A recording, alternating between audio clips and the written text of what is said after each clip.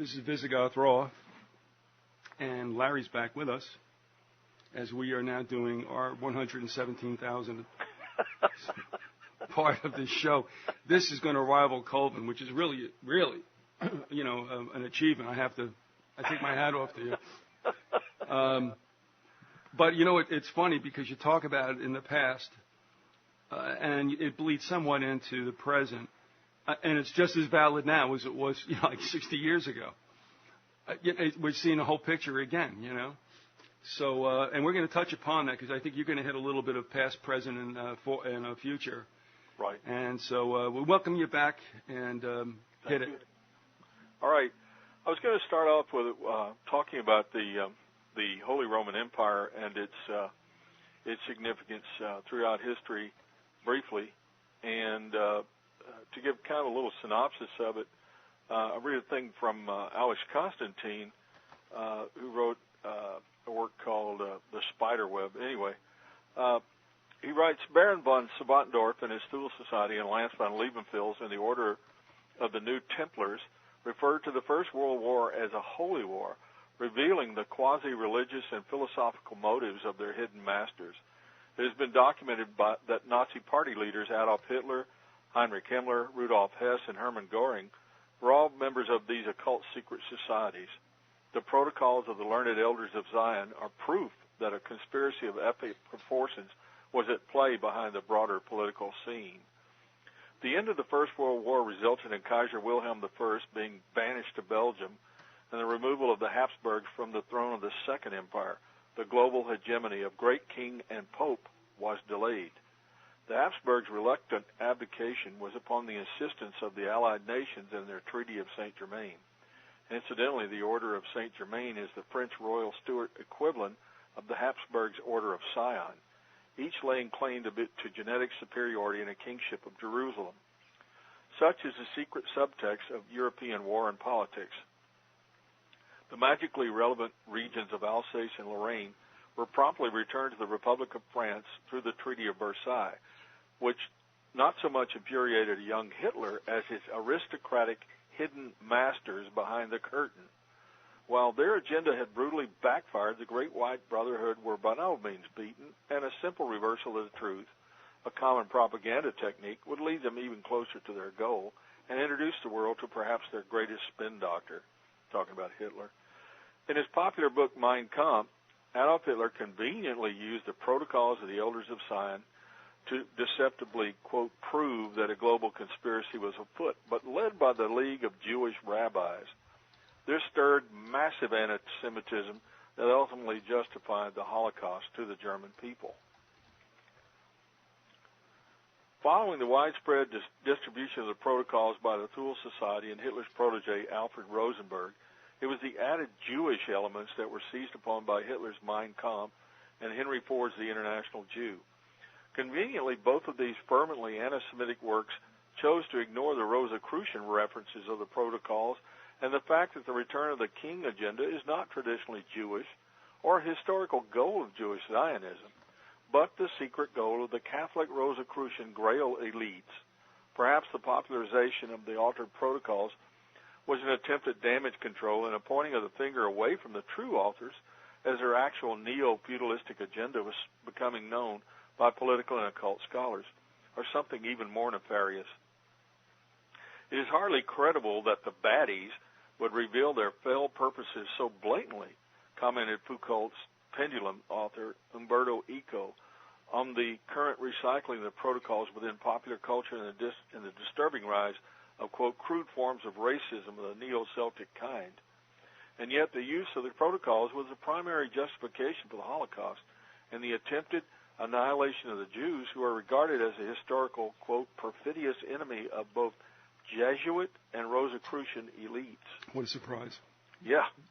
Hitler's Third Empire would go one step further than theosophy, taking Rosicrucian and occult theories directly to the working class people of Germany and openly running the country according to their principles.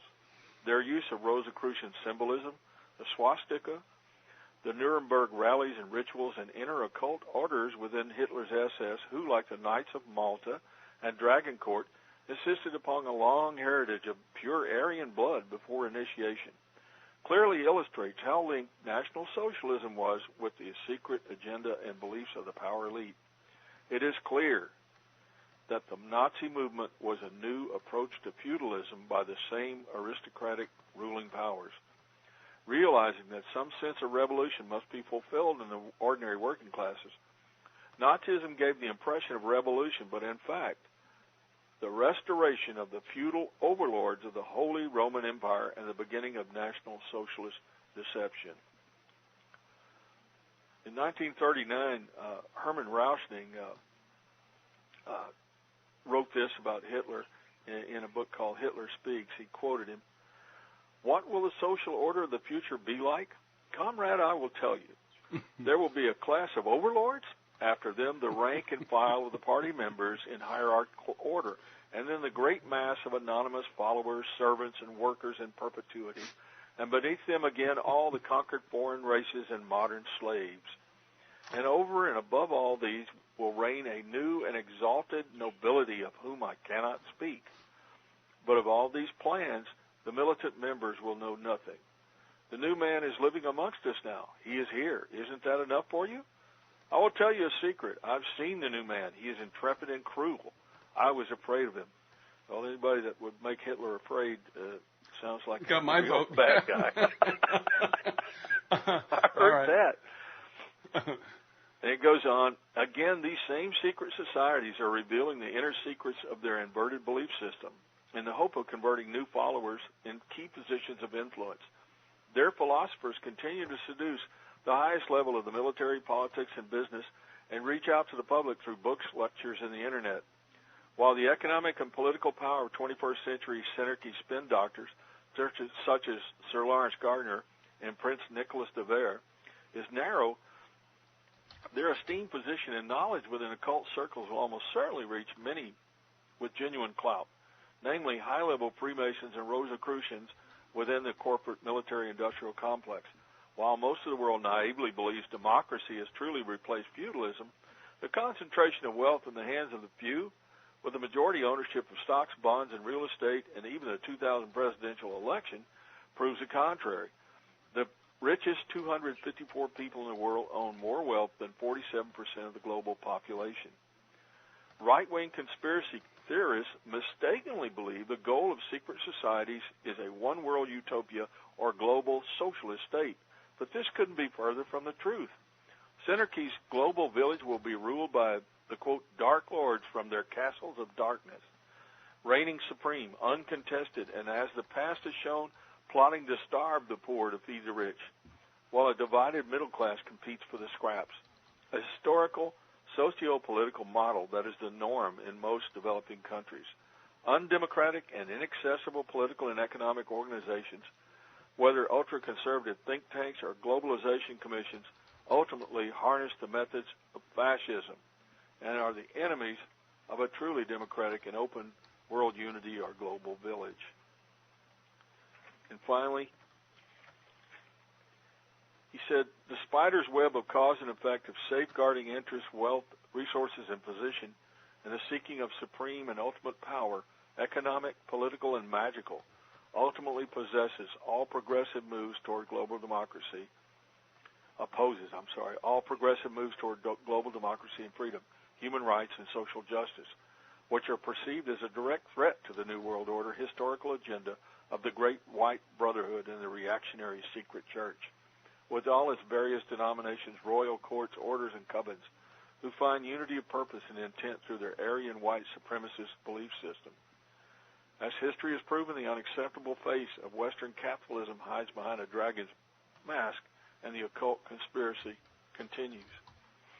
Well, I said all that. It kind of set up the idea that really what we saw with the Third Reich was the third attempt to revive the Holy Roman Empire, which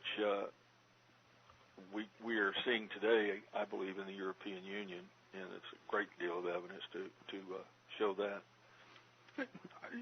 But the whole of Europe, I think, is interesting, and I'll ask you a question that I kind of believe. Okay. were we in the United States not made to think through our history text and the times that we've been around? I mean, go back as far as you can remember, and to think that like Europe was like, oh man, like they were once everything, and now they ain't anything about that. That they somehow, they're all foolish and feckless, and they don't really get anything done. They take 3-hour lunches, they drink a lot of wine, and they ain't worth shit. I mean, sorry. And that, first of all, let me ask you this. Growing up, okay, just think back to then, and until like when the light bulb finally went on. What was your take of Europe? I mean, did you think the U.S. was all that and they weren't? Well, my take of Europe, the only country in Europe that I liked was England. Because of, most of my heritage is English, and I liked English literature and, Robin Hood and all that stuff. Stop there. And I liked the Beatles. But the rest of Europe, I really didn't know anything about England either. I didn't realize, what all was going on there. I don't have that same view of them now. I especially don't like the English aristocracy. But I'm kind of like you. I kind of thought of Europe as kind of a second-rate, used to be, wannabe power. But I definitely hated Germany simply because of the way I was raised by people who my family, had fought them in the Second World War, and I despised them. I despised Nazism. Not that I, hate or dislike, individual Germans, but the whole, that whole culture. That revolved around Nazism. I hated that. But, and I thought the French were kind of, useless and kind of snobby. Yeah. I know that's not very astute or whatever, but that's kind of the impression I got. But that's what I had too. And I whether the question was leading or not, I think we can agree, having grown up when we did. And I think even to this day, to a certain extent, we still look at Europe and we want to pet them like they're like a little cat or dog. Yeah. In essence, they've never lost the power. I mean, think about all that was wrought by that continent. I mean, whether it was Rome or whether it was Britain or whether it were the Vandals or the Visigoths or the whatever German tribes. I mean, think about all that took place. I mean, they were what was happening. Well, I read a thing once where a guy was talking about how the American Indians, or Native Americans, if you wish to call them that, were often vilified by the Europeans, and there were things that the Europeans taught them, such as scalping. That was a European invention where they would scalp Indians so that they could prove, that they had killed one. That was your payment. Yeah, that was your ticket. Yeah. And it was like the Indians prior to that had never done that, and at first apparently they considered that strange at the very least, and he points out, he said, just about everything that you can think of that is cruel or vile, that has happened in world history, was brought to the world through Europe. And I started thinking about it, and there was a certain amount of truth to that. Not that just Europe had done vile and cruel things, but there's a certain amount of truth, especially in the way the Europeans treated the Native Americans and the way they treated each other over here. When I had it on a couple of years ago, Dr. Daniel Paul, who was a Mi'kmaq, full-blooded Mi'kmaq, and we talked about some of the things that took place, and this is in Canada. I finally asked him. I said, what is it about the English? And he was like, they're kind of strange. And I mean, honestly, if you go back in time, as much as there's a lot of, ill feelings towards Americans or Yankees, whatever you want to call them, because of what they did. The Brits, I mean, nobody had it on the Brits, man. They're nasty son of a guns, and I'm not giving the Germans a pass either, but I tell you, between the two of them, it's kind of hard to pick. Yeah. But I would say that I have friends that, from different parts of the world, because where I work, I meet a lot of people from all over the place. And I have some friends who are Indian, Oriental Indian, and they really strongly dislike the British because of, the British colonization of their country for so long. Although I think they have a certain amount of admiration, for certain aspects of British culture, they really resent the British and talk about how snobby they are. and that's all over the world, and not just India. I'm sure, Middle East and Africa and other places, people resent them because of their colonization. I mean, anytime you have an empire that comes into a country and takes over and exploits and abuses people, there's going to be a great deal of resentment toward them. Yeah, I mean, the Brits did export empire much more effectively than either Germany or France or Spain. When it really came down to it, they ran the table. And I'm wondering if they weren't also somewhat behind in the sense of not wanting to overrun the United States. I think they could have taken us after the Revolution and certain other periods. They didn't do it, but they made sure that we grabbed as much as we could, if you know what I mean. In other words, we could purchase the Louisiana Purchase, we can the Gadsden Purchase, deal with the Spanish over Florida, and they really didn't get in the way of that. So that's why I feel that they could have knocked us off if they wanted to, but they didn't, and I think that they wanted us as a vassal state, and I think they got us as a vassal state. I just want to throw something out real quick to you, and this is, and we'll get back because we're kind of headed like a little bit toward, Germany post, present, and future. What I have to laugh at, and I just ask people. I mean, we didn't win we won the revolution, but King George drafted the terms, and he didn't say anything except you guys can turn the colonies. You can call colonies states now. It's okay, fine, but that's it. And what I have to laugh at is that I don't see where we purchased anything from England, if you catch my basic drift. Yeah. The thing that got me about that period of time was the War of 1812. I still don't know what that was about. I know. I guess it was the Canadians came down and burned the White House. Yeah, and they mooned us, too, I heard. They mooned us, and then they ran away. That's not like the Canadians. You want me to start reading from...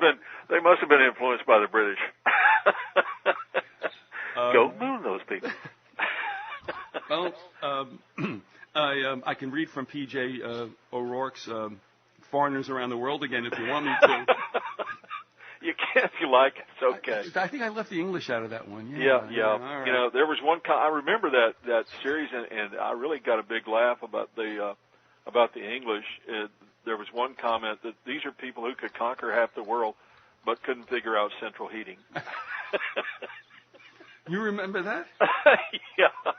And there was also a thing about they start talking about their physical characteristics. They have bad teeth and on and on and on. That whole thing with the British and their teeth. I don't know. They kind of resent that a little bit. They kind of go on about that. What was in that series? Mike Myers, Austin Powers. Yeah. Oh my God! In that same issue, by the way, they did a really nice spread using claymation puppets, and they did it on Euro cuisine, like who the prototypes for Euro cuisine, Euro hostage, and Euro terror, something like that. And it was the prototype for Euro cuisine were the English, and somebody was hurling what do they call that? Blood pie or something? I don't know. Oh, gosh. I don't know. Kidney pie. I don't know. And somebody's hurling it, and of course, it's this horrible projectile. And the Euro hostage was the Dutch, and it was this Dutch guy with blonde hair and glasses with a big smile. And these hostages are there with hoods over them and AKs, and they've got taped to the guy these sticks of dynamite to his head. Oh. And it says, the Dutch, Euro hostage, keep them in your flat for a week. You wouldn't even know they're there. And then I think the Euro terrorists were the Germans for some strange reason. But that issue in May, I think, of 76 was absolutely, that I would find that in the FBI, that's amazing. That was in my drawer when I got my new desk, and I'm like, oh, this is too much. So on breaks, I go, okay, guys, you ready? We'd all huddle back there. Yeah, and I used to read the National Lampoon all the time Lord. During that period of time, and I had a group of buddies, and we all got together with that particular magazine. We were, we were all started talking about it at the same time, and I realized everybody liked it, and we were all talking about our favorite, characterization of foreigners, and oh man. Yeah, and I tell you, if you do a search on that, I mean, it is widely vilified. Like, this was never any fun. It's like, would you take a hike, man? It's hilarious. I mean, the whole idea was, I mean, don't they get it? It's a lampoon.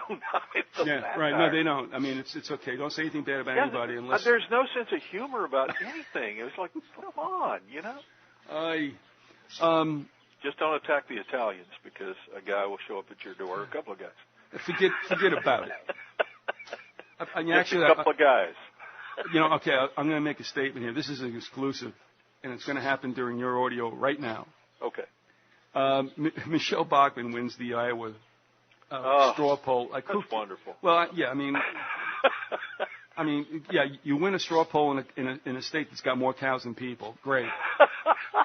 Secondly, I got a picture of her eating a corn dog, and it is not pretty. I'll leave it right there. Oh, man. However... you've scarred me for life. I know. But here's what I'm thinking. 2 weeks ago, AMC ran Mobster Week. Yeah. And they ran Donnie Brasco, and they ran the Godfather series. You name it, they ran it. Yeah. And guess who the host was through all this? It was Rudy Giuliani. Uh-huh. And Rudy was looking rather sharp and glib. And I'm like, okay, that's nice. You know, all right. I wanted to ask you something. Do you think it's possible for anybody to be a mayor or a political figure in New York and be effective and not have some, should we say, friendship with the mob? Well, I don't think anybody can run New York without help from the mobs. Don't tell Bloomberg that. Which mob are we talking about? Dutch Schultz has been dead a while. In fact, I watched Dutch Schultz. No, I mean, I really believe that. I mean, they control so many of the unions and they have so much power, you know. I just don't, I see this stuff where we're going to clean up the mob violence. We're going to get after the mafia, blah, blah, and I don't really think they ever do. I mean, they might get a couple of guys, and that's about it. Real quick, I'll tell you a story, and it was very sobering. I mean, everybody likes to watch mob movies, but they don't realize, if you had a relative that was whacked, it gets very, very serious very quickly. Yeah, we talked about this last time. Okay. It's not funny. I mean, there's nothing cute about it. I mean, these people are vicious. But one Christmas, when I was dating girlfriend one who was like severely Italian, I used to go over to Uncle Frankie Cement was her. Yeah, never mind. Anyway, me and Officer Bob, before he became a policeman, ran a fish store for his dad. Yeah. And the Italian thing is they do a lot of fish, scungile and all that. So it was our ritual that I would go with him in the wee hours of the morning to Fulton Fish Market. Uh-huh. And we'd pull in with his rackety old white pickup truck, and he'd say, "Excuse me, I'll be right back." And I went over and I saw him talking to a bunch of boys, the boys. And he was paying them protection. Oh, yeah. And he came back, and he was going to be a cop, but the thing is, he was also, you know what I mean? He understood the way things. That's right. No, and I mean, he knew. Yeah, look, you can't mess with those guys, no. man. You can't mess with them. And, just to think, though, that what I was watching was the real deal. It isn't all as funny as when you're watching it in your room, in your house on a TV set. Yeah, yeah. But at any rate, so that was the way it was done. Now going back to where we were coming from with this whole thing. Yeah. And also with New York, okay, Giuliani, after he leaves doing the mob hosting thing, in which he did talk a lot about what he busted as a DA. So now just remember there's a little PR happening there. And I'm like, okay, this is interesting, but knowing me, I'm going to take it this far. I'll leave it like right there. And then who shows up on a nationally televised Yankee Red Sox game in the stadium with his brag rag on and his brag brim? New York Yankees, la la la. Who was it? Rudy. Now I'm starting to think. Do you know where I'm going with this?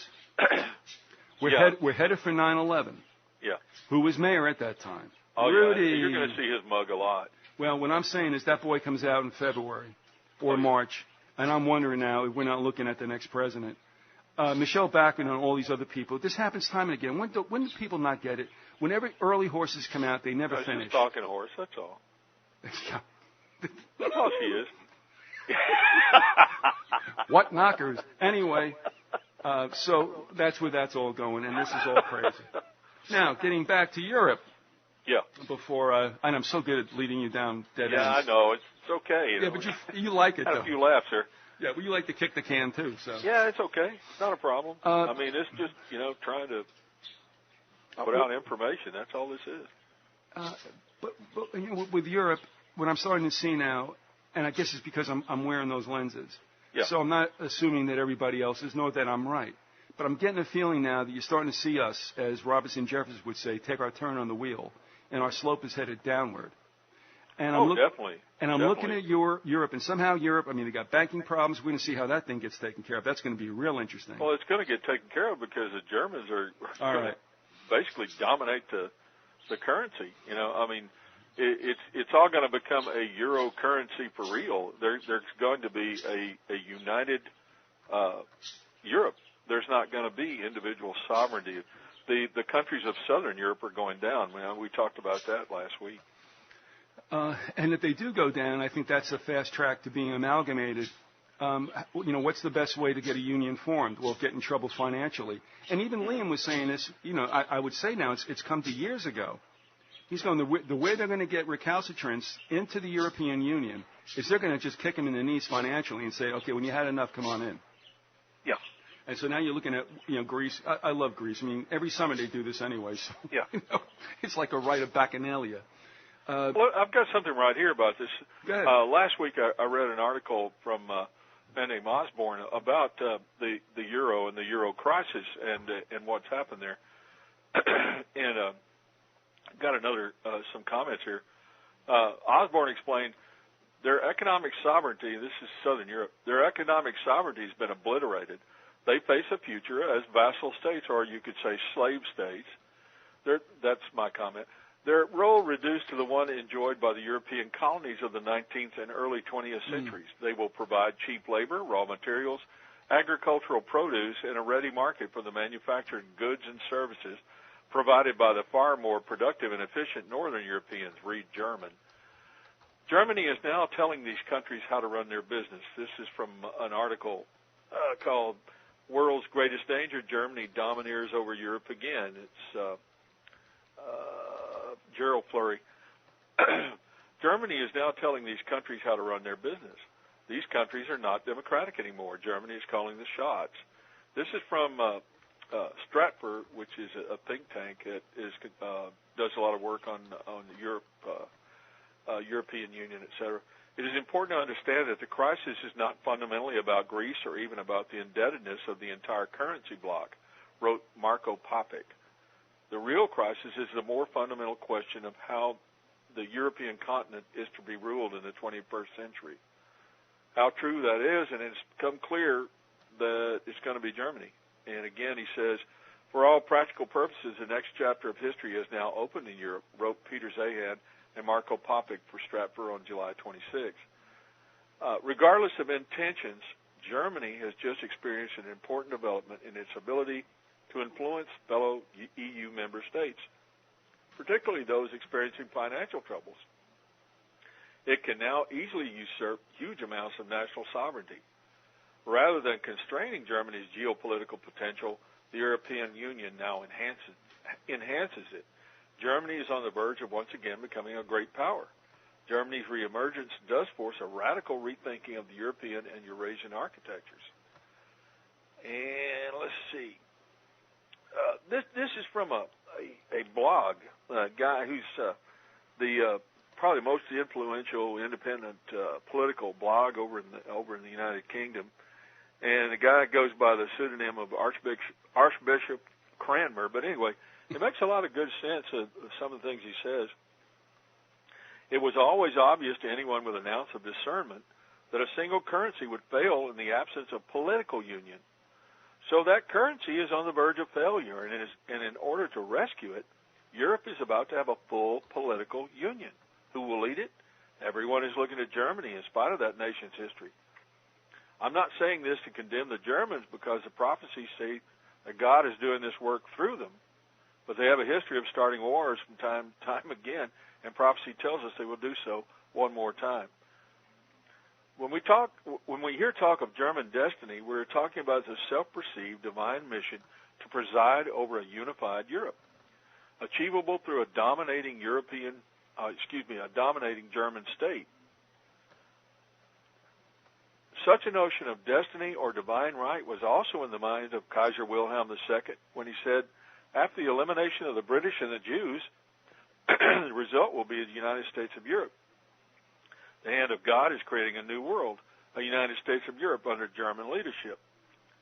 Former German Chancellor Helmut Kohl for many years declared his dissatisfaction with the common market of independent states and believed it was German destiny not merely to lead a European Union, but to dominate it in a true Holy Roman Empire tradition. Another former Chancellor of Germany, Konrad Adenauer, declared, Germany has a divine mission to save Western Europe. And then Cranmer goes on to say, since the era of Charlemagne, the notion of a German destiny has been deeply ingrained in the national psyche. They believe they have a divine right, and God has appointed them to rule Europe and even the world. And they're ready to take on the job. And repeatedly throughout history, they've shown that if you don't believe in God the way they believe in God, they think they need to kill you. Isn't that what they've done time and time again? Then he concluded, we await the man of sufficient stature to hold the allegiance of all people. The one who will lift us out of the economic morass into which we are sinking.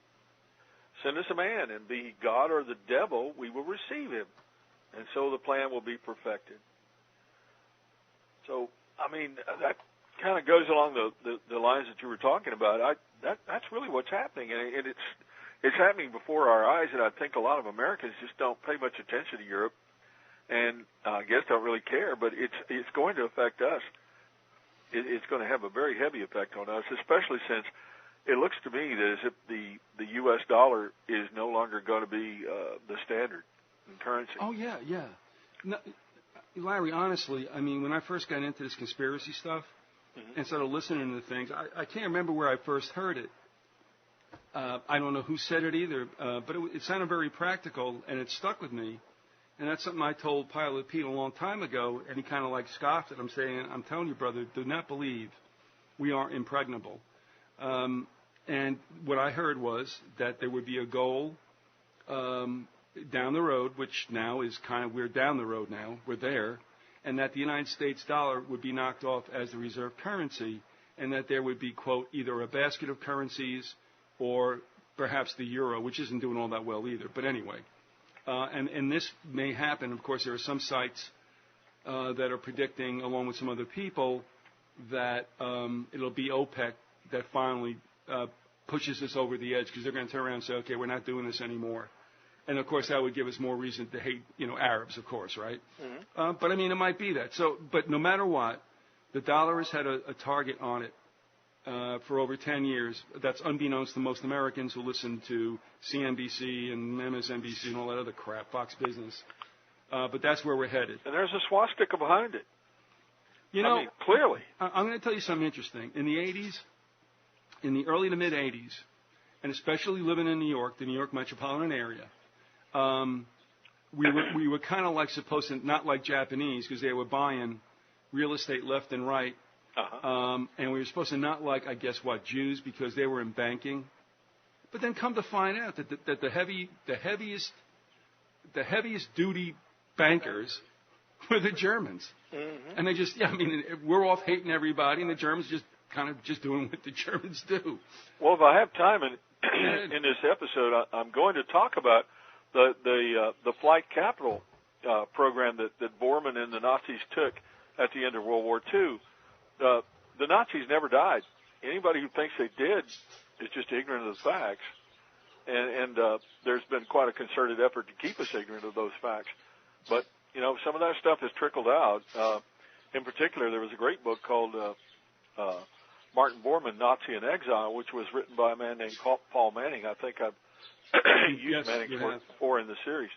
Yeah, you also quoted him kind of heavy. If you can remember one of those early Inside the Grassy Knoll issues, Manning, I remember, was there quite often quoted by you. Yeah, he essentially, by exposing the Nazi flight capital program and the Nazi diaspora, if you want to call it that, he ruined his career. He had been a successful correspondent with CBS, especially during World War II. He was a radio correspondent. He was one of the people who worked for Edward R. Murrow. He was a well-known writer and journalist.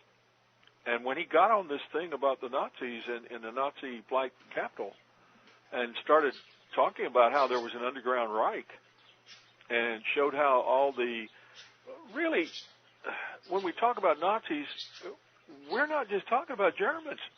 We're talking about the extreme right, the international corporations that all, that they're all in it together. A huge number of Nazis lived in and still do live in this country.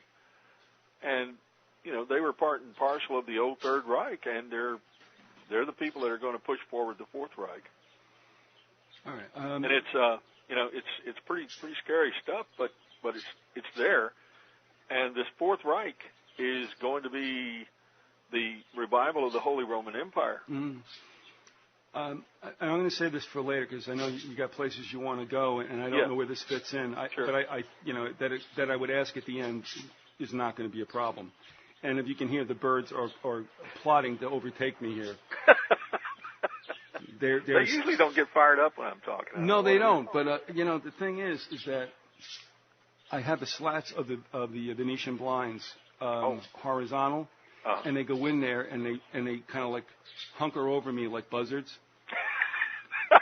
And I don't dare turn my back to them. Yeah. No, this is not going to go well for me, I can tell. No, did I ask those questions afterward? I don't think it'll be at a loss whatsoever. So I'm going to just keep them stored. And this also you comes. Got parakeets, right? Well, yes, but they think they're condors. Okay. And they have an attitude. Now, I should have never bought two of them. There are enough of them, they might really make a run at you. That's what I'm saying. I'm thinking Hitchcock.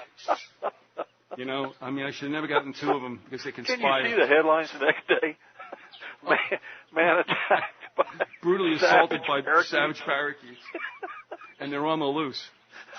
So look out, they're coming to a neighborhood near you. So anyway, right now they're just in their little nirvana thing. You can hear them, they're like that's what birds do. All right, move on because I know we're hitting a couple of periods here. Yeah. As I said, both post, current, and about to come. Yeah, one thing I wanted to talk about was during last week's episode or broadcast, whatever we want to call it, we talked about the massacre in Norway and the man Breivik, right, and how he was connected to the English Defense League, which is a far-right organization in England, which is parading itself basically as anti-Islamic,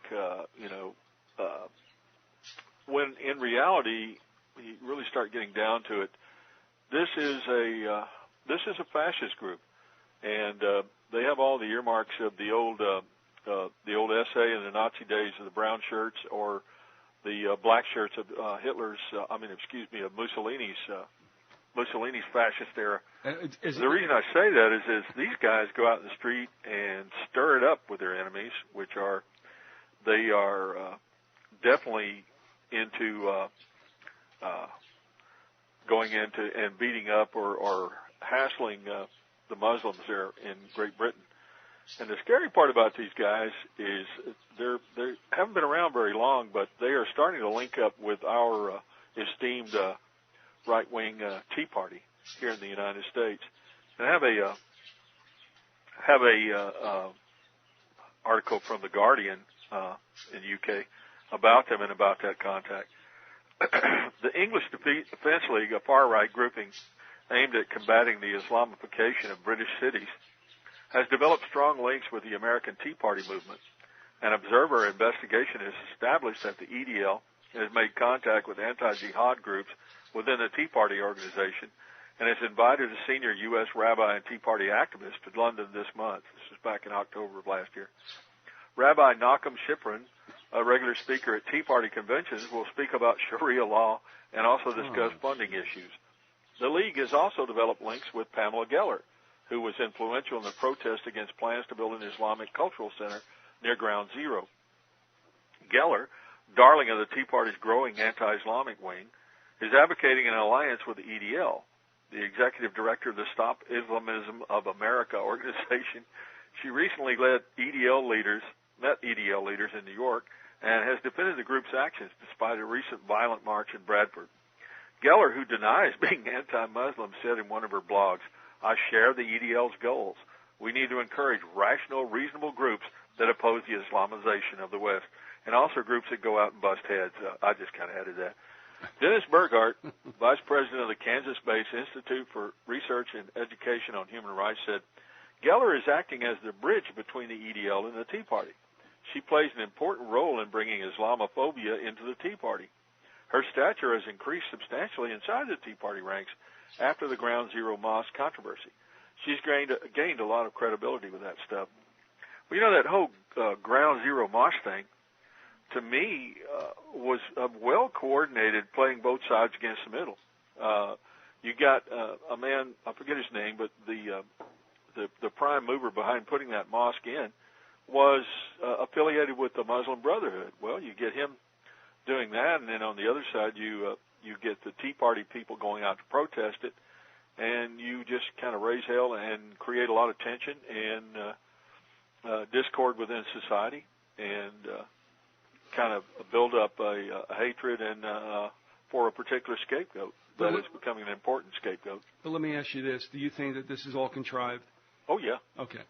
Oh yeah. I think there's big money behind it. Yes. You know, we know that the Tea Party has its big capitalist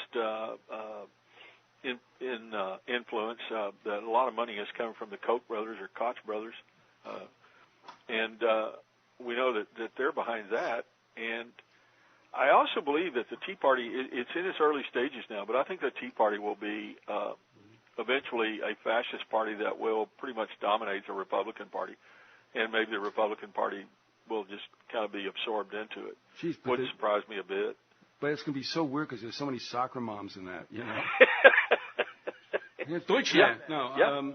Well, when you get down to the people that supported Hitler's regime once it got started, I mean, once it got past the stage of being a disreputable bunch of thugs, you know, in the public's viewpoint, once they began to gain some legitimacy, the overwhelming majority of Germans supported it. You know, and it wasn't uncommon, you know, to have, you know, people of all walks of life, you know, supporting the Nazi Party. Because I listened to WCBS 880 AM out of New York. Yeah.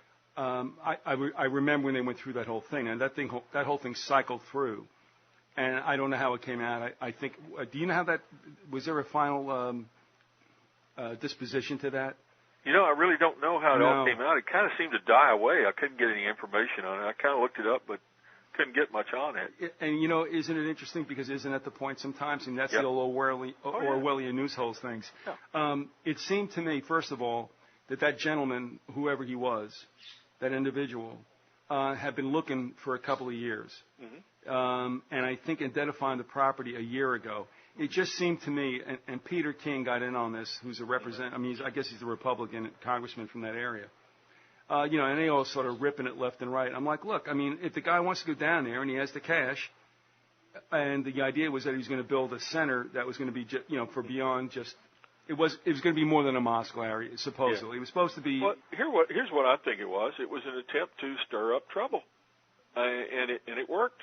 And I think that both sides are, you know, being prodded forward.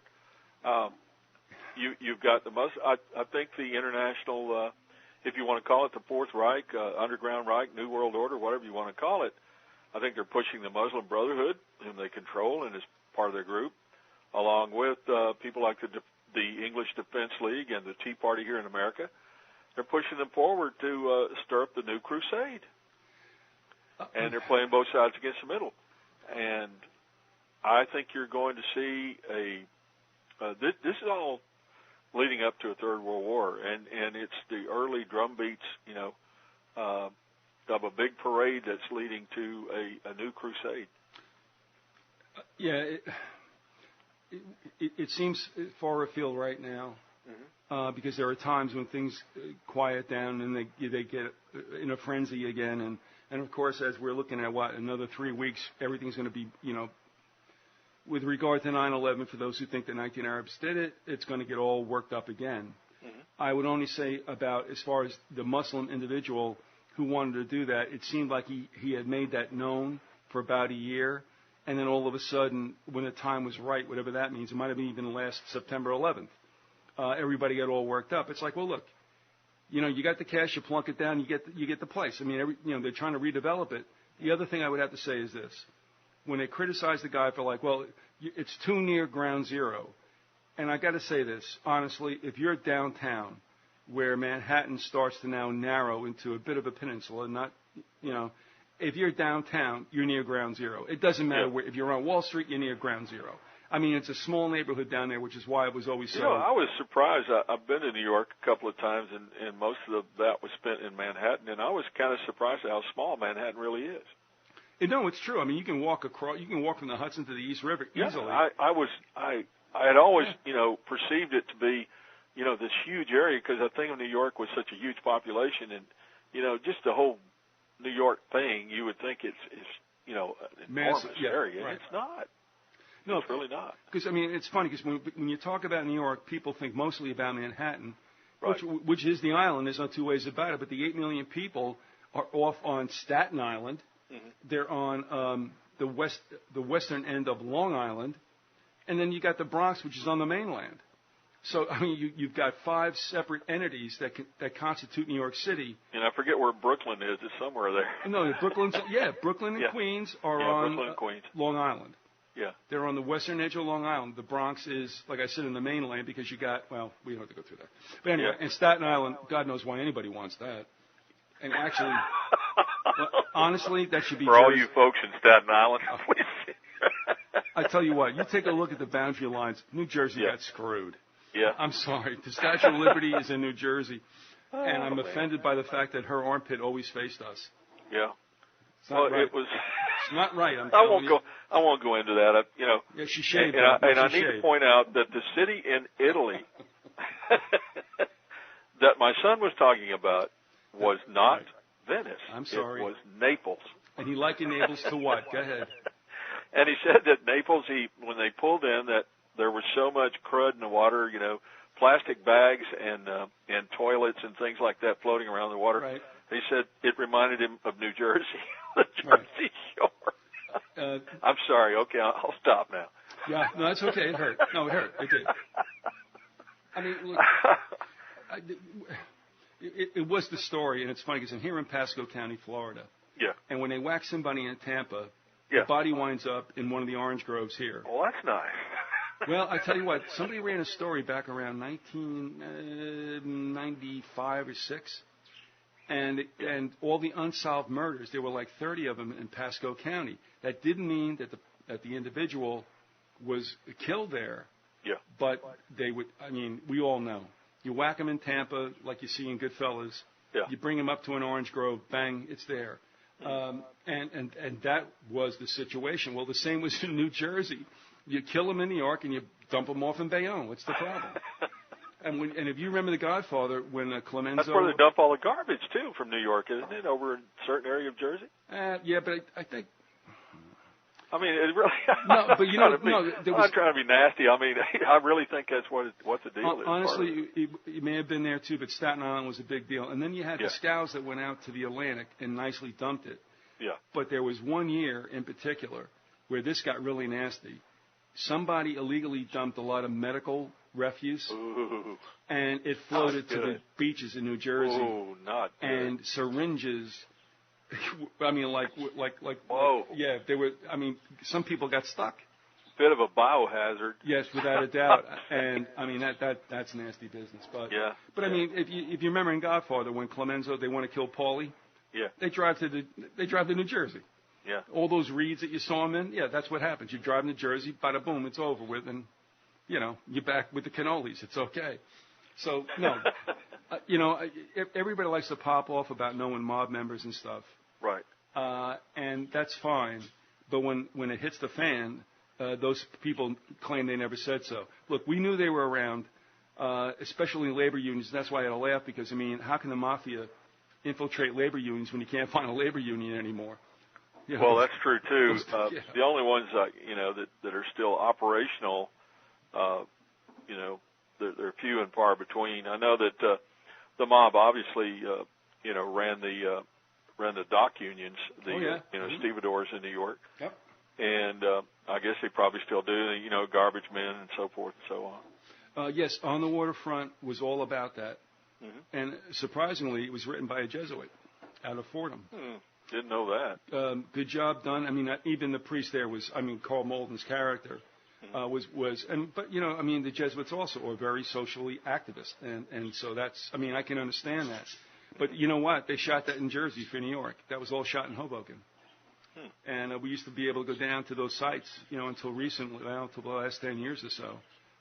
And you could see where all that happened. And remember, that was the first baseball game. Yeah. Hoboken. Get that well, right. I'll be darned. Yeah, and that's like Shoeless Joe Jackson went to play to try to get away from the Commissioner of Landis. Oh, yeah. Anyway. Yeah. Anyway. Okay, now we're done with what? Who else did we disparage? Well, I was going to talk a little more about the English Defense League and what they're all about. Right. And, to get serious, though, let me ask you something. Okay, now, yeah. Let's get back, because you sent me stuff along the lines. First of all, earlier in this year, it seemed, you sent me stuff where it seemed like you were getting this anti-Muslim backlash in Germany. Remember you sent some of the photos? Yeah. Okay. And that kind of goes on, and like we said, you think stories come up, stories die. And then, of late, we get into the situation in Norway. But now I'm thinking, what hay are they making out of this in Tottenham, in England, in back of what took place there last week? Yeah, I think the English Defense League is probably going to increase by leaps and bounds because people really are being stirred up. It's the same thing we talked about last week in Greece. You've got a situation there where so many people out of work. There's so much economic stress, and people out of work are going to have a tendency to want to find somebody to blame for it, and the Muslims are handy. They're forcing immigration into these countries, and it's really pretty bad. Certain areas of Europe, the number of people that are coming in there, and you couple that with unemployment, and you've got a situation ripe for trouble, and it's all over Europe. All right, but now I kind of snickered when I watched what took place in Tottenham. There were about 2-3 days of absolute chaos. Yeah. 1,600 cops come in. I guess that does something. Tough talk from the prime minister. And then all of a sudden, the people arose and galvanized and were going to threaten. Basically, they said, the Bobbies can't do it, we will.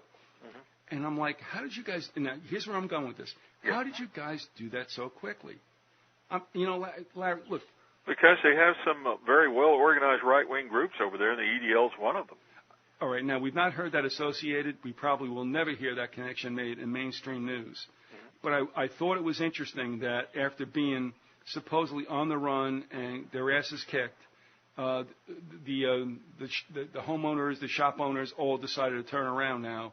And they actually told the cops, get out of the way if we have to do this. And I'm like, that's a pretty quick turnaround to take what usually is chaos. The other thing I want to say also is that one of the reasons I think that violence got as far as it did is because I think Britain effectively degunned everybody. Mm-hmm. So what's better than a shop owner is to sit there and just watch it all happen? Because if you got yourself some weapons, it ain't going to happen for very long. That's true. But they don't have anything, and I think the rioters knew it. Now, I don't know that they're necessarily Muslims. It seems now to have gravitated to be a very black thing. I don't know. Yeah, the English Defense League, although a lot of their members are formerly, neo-Nazis, and I'm sure they hate blacks, I'm sure they hate Jews, but they really try to play that area down. They try to appeal to a broad, across-the-board, that's their appeal, is they want to be accepted by a large segment of the population. In fact, I've got something here on that, another story. Acutely aware of the failure of traditional right-wing rhetoric to achieve a mass base, the EDL has instead tried to co-opt the language of liberals and progressives.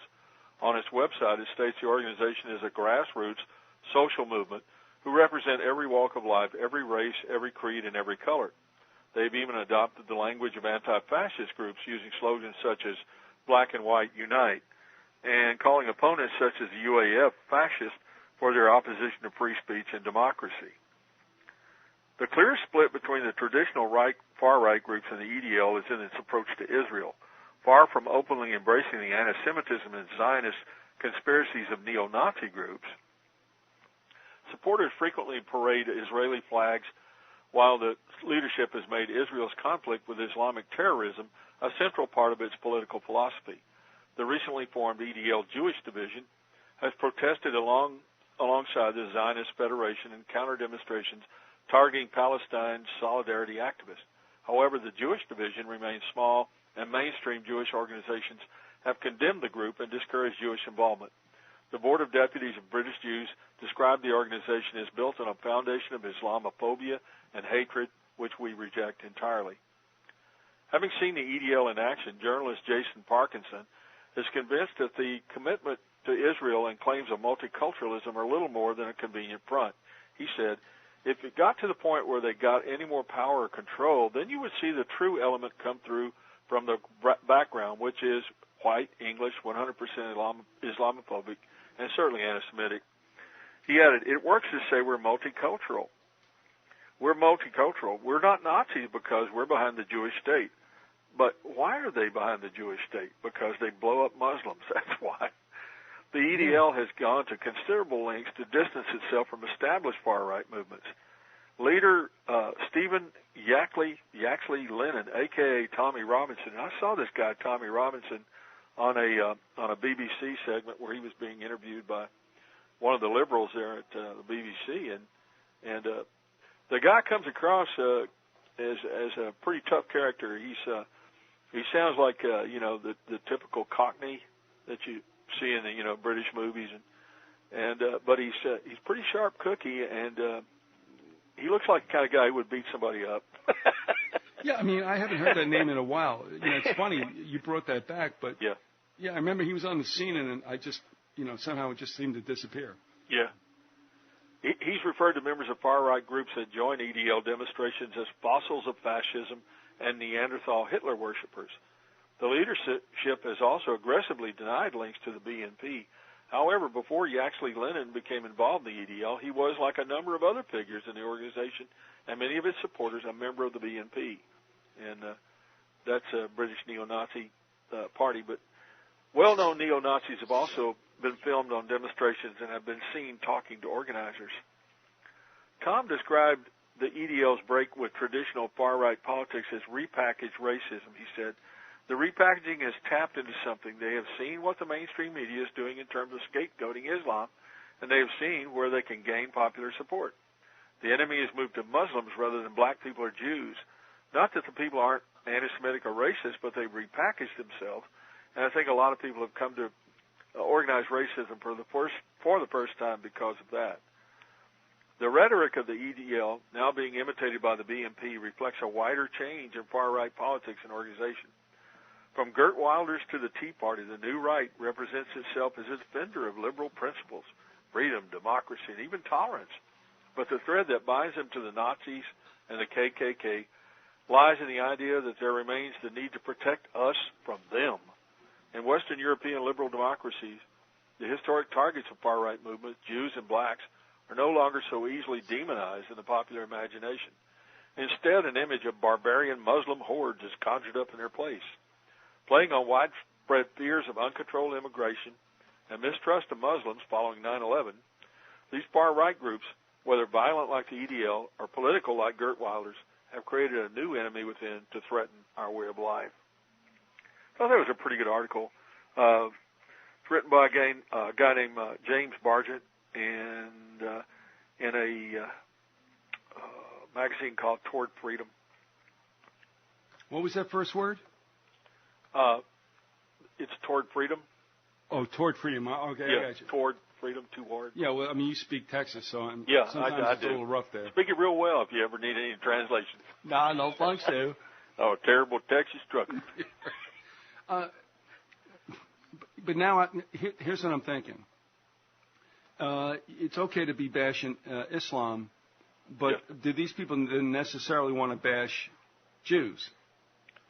Well, I think that's kind of hidden in the background. But right now, their real focus is on Islam because whether they know it or not, they talked about how that they were using it to make themselves more mainstream and to give themselves, to rid themselves of the image. I mean, neo-Nazis have such a bad image, in the public's mind that they really want to kind of get away from that, and they want to find, a more palatable enemy to pick on, and that's Islam and the Muslims, and I mean there really is a threat from Islam, from radical Islam, and the public's picked up on that, and I think it's just smart politics.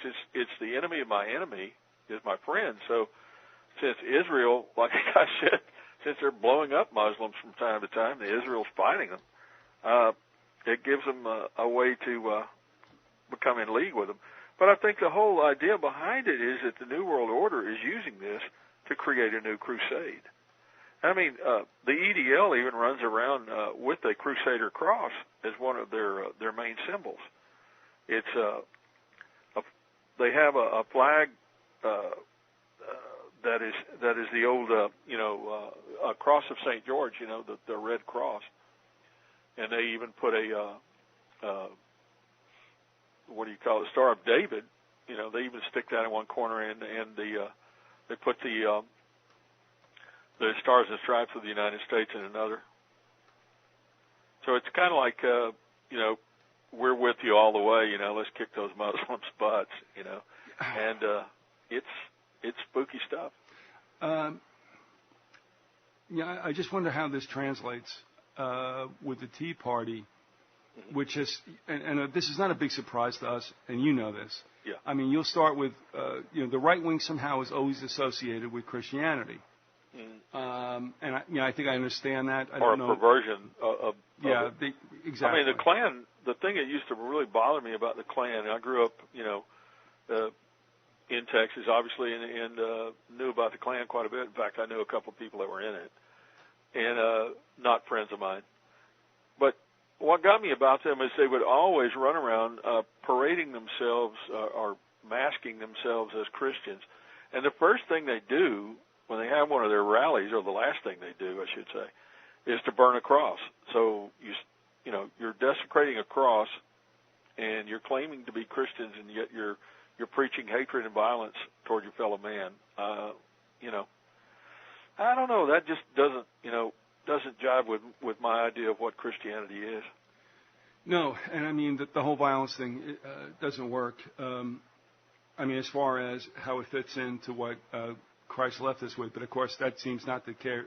A lot of people don't even care about that, and we talked about this too. Right. I think we feel the same way. It's like, I mean, did you listen to what Jesus said? Not, I don't think so.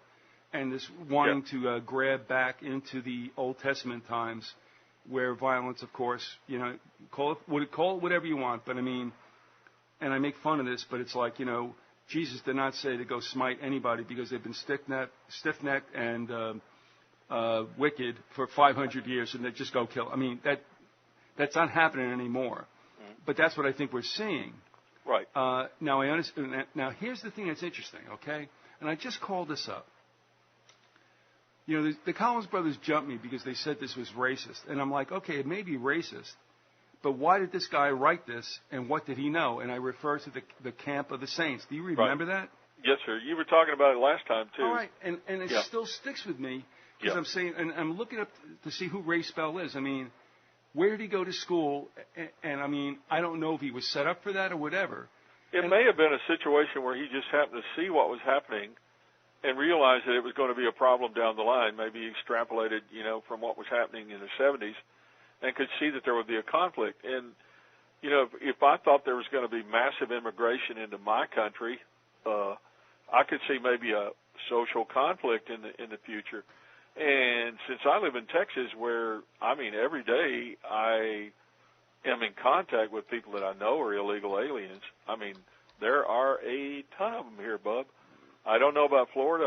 I assume you have that problem there too. But, I mean, I really don't know too much about, the rest of the country, but it's from what people are telling me, what I see on the news, et cetera, I mean, illegal immigration is a big problem in this country. And I think you might remember that issue hasn't, I mean, not the issue as it would be discussed by politicians, right, but that the event is still continuing. We haven't heard much about it for a year. No, and you're not going to, because they want illegal immigration. I mean, it is It's part of the plan. It's the way that you get people fired up. It's the way you shift things to the right. And that's what they're doing in Europe with the Muslims, and that's what they're doing here with the Hispanics.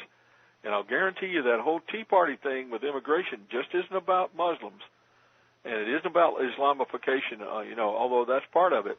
It's also about the, stopping them from coming across that border and, just getting people fired up and farther to the right, And like I was telling you in the last episode, it's like Rick Perry, and that's another guy you got to consider. He's got a lot of money behind him, and he may become the Republican nominee. And trust me, if he gets elected president of the United States, you aren't going to see anything done about illegal immigration, although he likes to talk about it a lot. But he's been the governor of the state of Texas for 11 years now, and the only thing he's done about illegal immigration is run his mouth. That's it. He went down, I said last time, he went down to the border during his last campaign in 2010, and he made a big deal about stopping illegal immigration. But he laid it all on the Obama administration, and Obama hasn't done anything about it. He's not going to do anything about it. But nobody's done But Bush didn't do anything about it before. And nobody's done anything about it forever. It goes back to Reagan. They want these people to come in here. There's more than one reason they want to. Right. I mean, it went on through Reagan, Daddy Bush, Clinton, Shrub, and now, and everybody runs their mouth and does nothing about it. Arizona got a little weird, which I think probably is a good idea, but now I guess the Supreme Court is going to decide whether or not that's enforceable. But the point about this also, and I go back to Ray Spell, and that is how in 1973, and I will admit, when I was going to Fairleigh Dickinson, I noticed that there were, I guess, a perceivable number of Middle Eastern people coming to the college.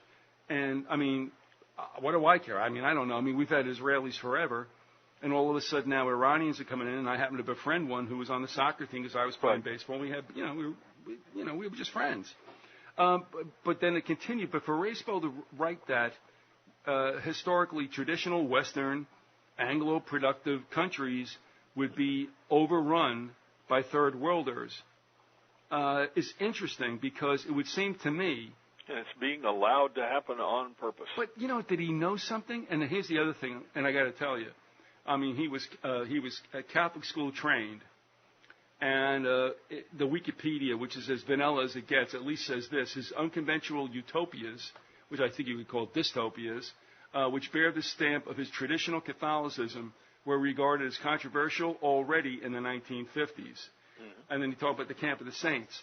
I'm not saying I like the book. I'm not saying I don't like the book. The thing is that, like Philip K. Dick and a lot of futuristic / sci-fi writers, he knew I don't think you can guess that this was deliberately done, again, in the Communist Manifesto, which I believe is what we're all going to live under. And that is more or less an equaling of the playing field. Well, I think we're all going to live under a feudal system, which is, the ultimate result of fascism. And I think Hitler was talking about it. And it's going to be, call it what you like. I don't care what you call it. You can call it, bubblegum conspiracy, whatever. It's going to be a form of feudalism where you have a very small upper class that dominates a very large underclass, which is kept down by a police state. And, you're going to be lucky if you've got enough to eat and if you have a roof over your head. Recently, I got an email from a lot of, protest in California and such, and a lot of Latinos are embracing communism, which is not a real big deal. That usually is the way it goes, especially in the Western Hemisphere. Right. With Chavez down there as well. And I understand that they believe that this is the answer. I do. I understand that. That's like what Bella Dodd said in her book, School of Darkness. She bought it hook, line, and sinker and then realized it was bullshit, too. Well, a lot of well-meaning people, yes, especially the intelligentsia in the 20s and 30s, really thought communism was the wave of the future and that it would bring a better world and, would redistribute goods and services and redistribution of the wealth, blah, blah, blah. All that whole communist line.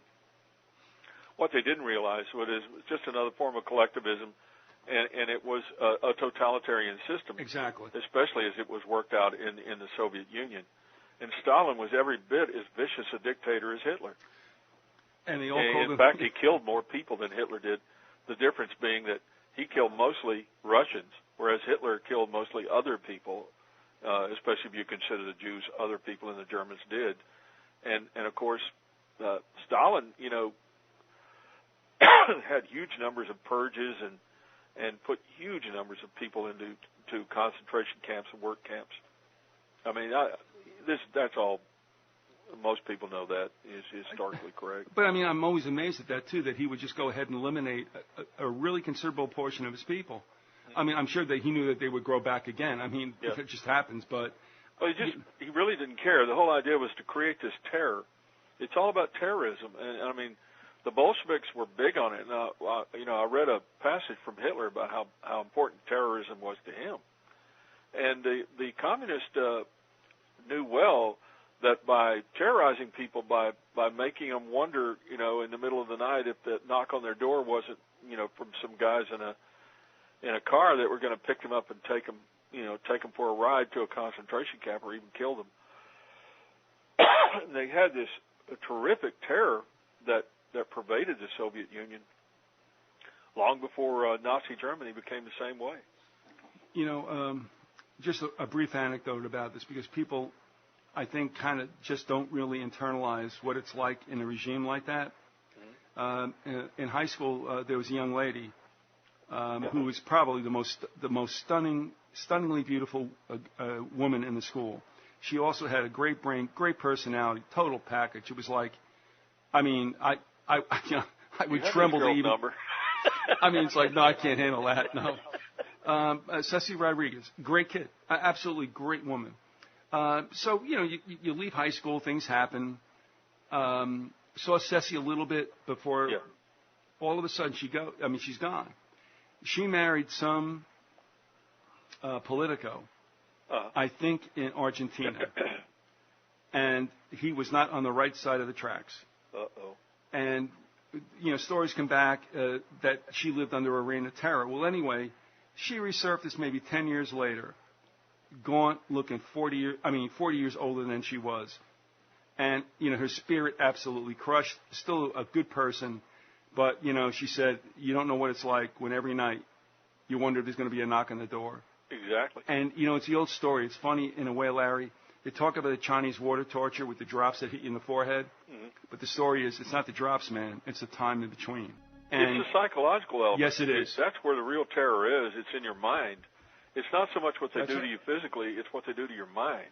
Absolutely right. So in other words, you only have to have somebody know that somebody knocked on somebody's door, and you think about it every single day. Yeah, you live in constant fear. And she came back, and she was gaunt. And that's, again, I didn't really have a worldview back then, but it was, nice to see you and all that other stuff. But that poor woman was just absolutely siphoned, if you know what I mean. Yeah. And that's what's like, and that's what people don't understand.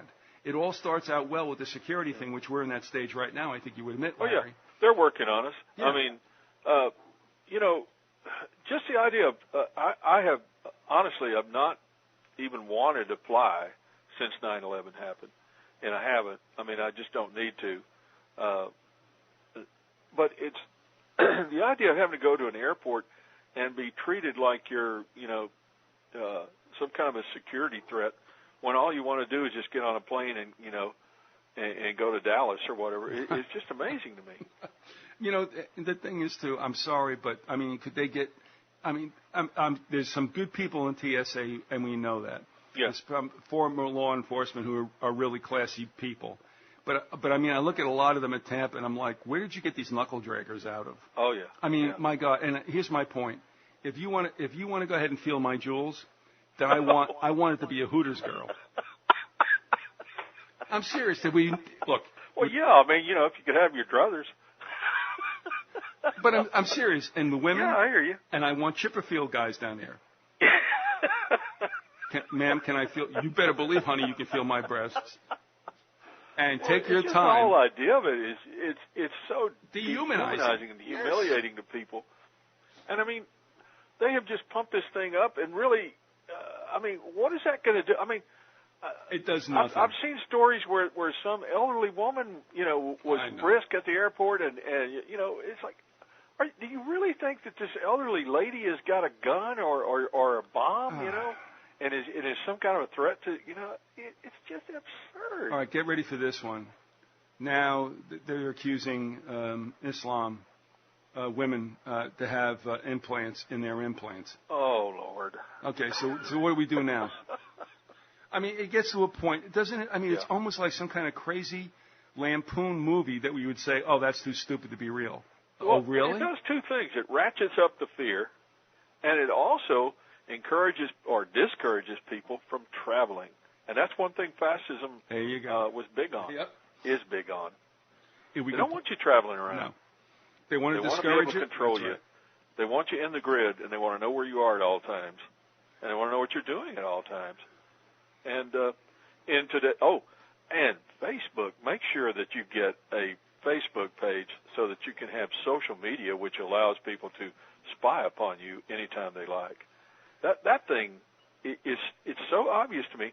They are getting people to sign up for being spied upon by telling them, hey, this is really socially hip thing to do. You can talk to all your friends and keep up with them. Yeah, and they can talk to all your friends and keep up with them too. It's just amazing. I think we talked about this last time, but it still kind of blows my mind. It does, and I said this. Here's the scary thing, and that is, I actually believe that the younger generation doesn't disrespect privacy. It just doesn't know that it's a value, because everybody's into and I guess we were too. But we were not given the access. I mean, if we talk more than 20 minutes on the phone, if you remember, in the clothes closet, your father grabbed you, put you out, and said, "That's it for tonight." Bang, Yeah. But now it's like endless. It's 24/7 on the phone, texting, calling. It's a whole different culture than what we grew up in. And they don't understand. I mean, it's the way it is. Young people don't understand older people, and vice versa. My parents couldn't understand the kind of music I liked and clothing styles, hairstyles, etc. And I heard a lot about it. But it's the same thing now. It's fashionable, to be wired in, or 24/7, in the on the net. Crowd. And, it's just, and really when you get down to it, this is stretching it a bit, but fascism always had its primary appeal to younger people. I mean, when Hitler took over, he knew it would take him several years, to build up the kind of army and the kind of a society that he wanted to be bent on world conquest. And the Hitler Youth, they pulled the young people of Germany into it quickly, and it became the hip thing to do was to join the Hitler Youth and to be part of the Nazi Party. I wonder what's I think that's going to happen here. I think old codgers like me and you are going to, kind of be seen as dinosaurs. Right. No, we'll be the old bohemians. Those people are weird, man. Get them out of here. Yeah, we're going to sit on park benches in Washington Square and play chess. And everybody would say, leave them alone. They're just dinosaurs. And that's okay. I mean, that's what I'm counting on. Please think I'm reckless by all means. Just as long as they don't want to take me somewhere to a camp for my own good. Yeah, but they couldn't even get any meat out of us. You know what I mean? So we're not. We're gone. Yeah, I just don't want to take any showers. With a lot of other people. I'm not into that. But that's a bad joke. Sorry, but no, it isn't. It's kind of a cruel joke, but I'll tell you what, not to throw the cloak of Scripture over it, but I'll tell you exactly what the scariest, I would have to say it's one of the scariest Scriptures, if not the scariest, is when Jesus tells Peter, someday someone will take you by the hand and take you where you do not want to go. Mm-hmm. There's also a Scripture that says, some of those who will kill you will think they're doing it in the service of God. God, yeah. And I think this is something that the rapture cult folks, and I don't say that out of hatred or, I mean, I know some people that are very close to me that believe in the rapture, but I don't think that's going to happen. I've looked No. at it very carefully in recent years. I was raised that way to believe in the rapture of the church, but I don't think that's going to happen. And I think that Christians in general are going to suffer a tremendous persecution during the New World Order, Fourth Reich takeover. No. And I think people are faking themselves out into believing, they're going to be taken out of it all, and that's just for the people that are left behind. And I don't think so. No, again, and I'll tell you, it was Randy and I, we were having a conversation. He goes, you can't, well, he said you can't find Antichrist in the New Testament, no, in Revelation, and he's true.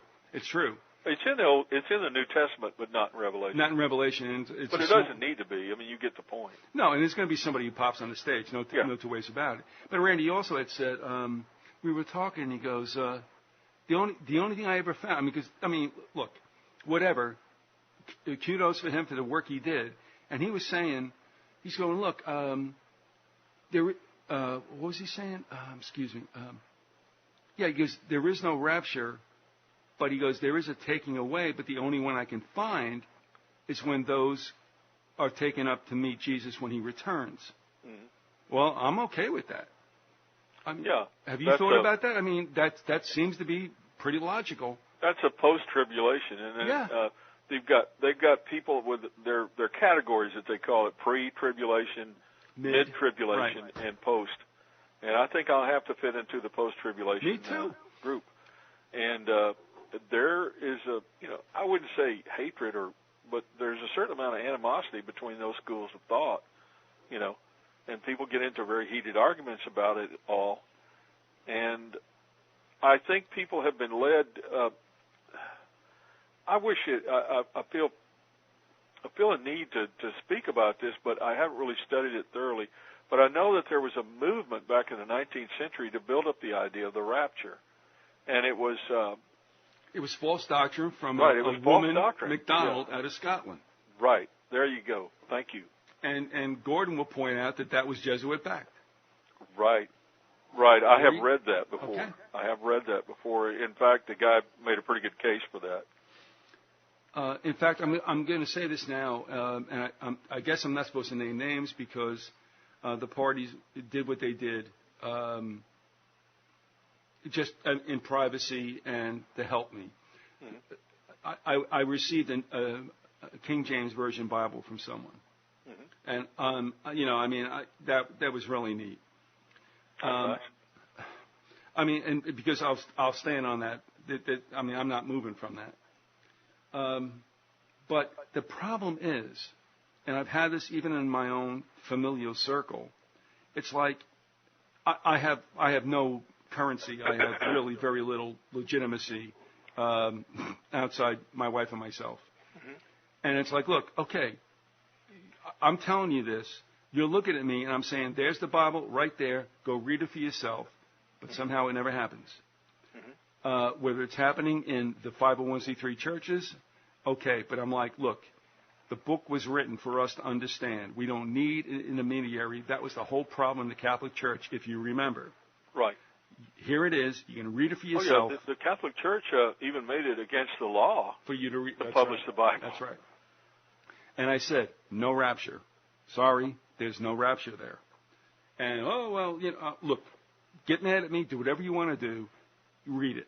Okay? And if you don't tell me about it. I don't care what your preacher's telling you. And I know, who am I? I'm just some, slovenly little subnoid who, lives in the cesspools of the streets.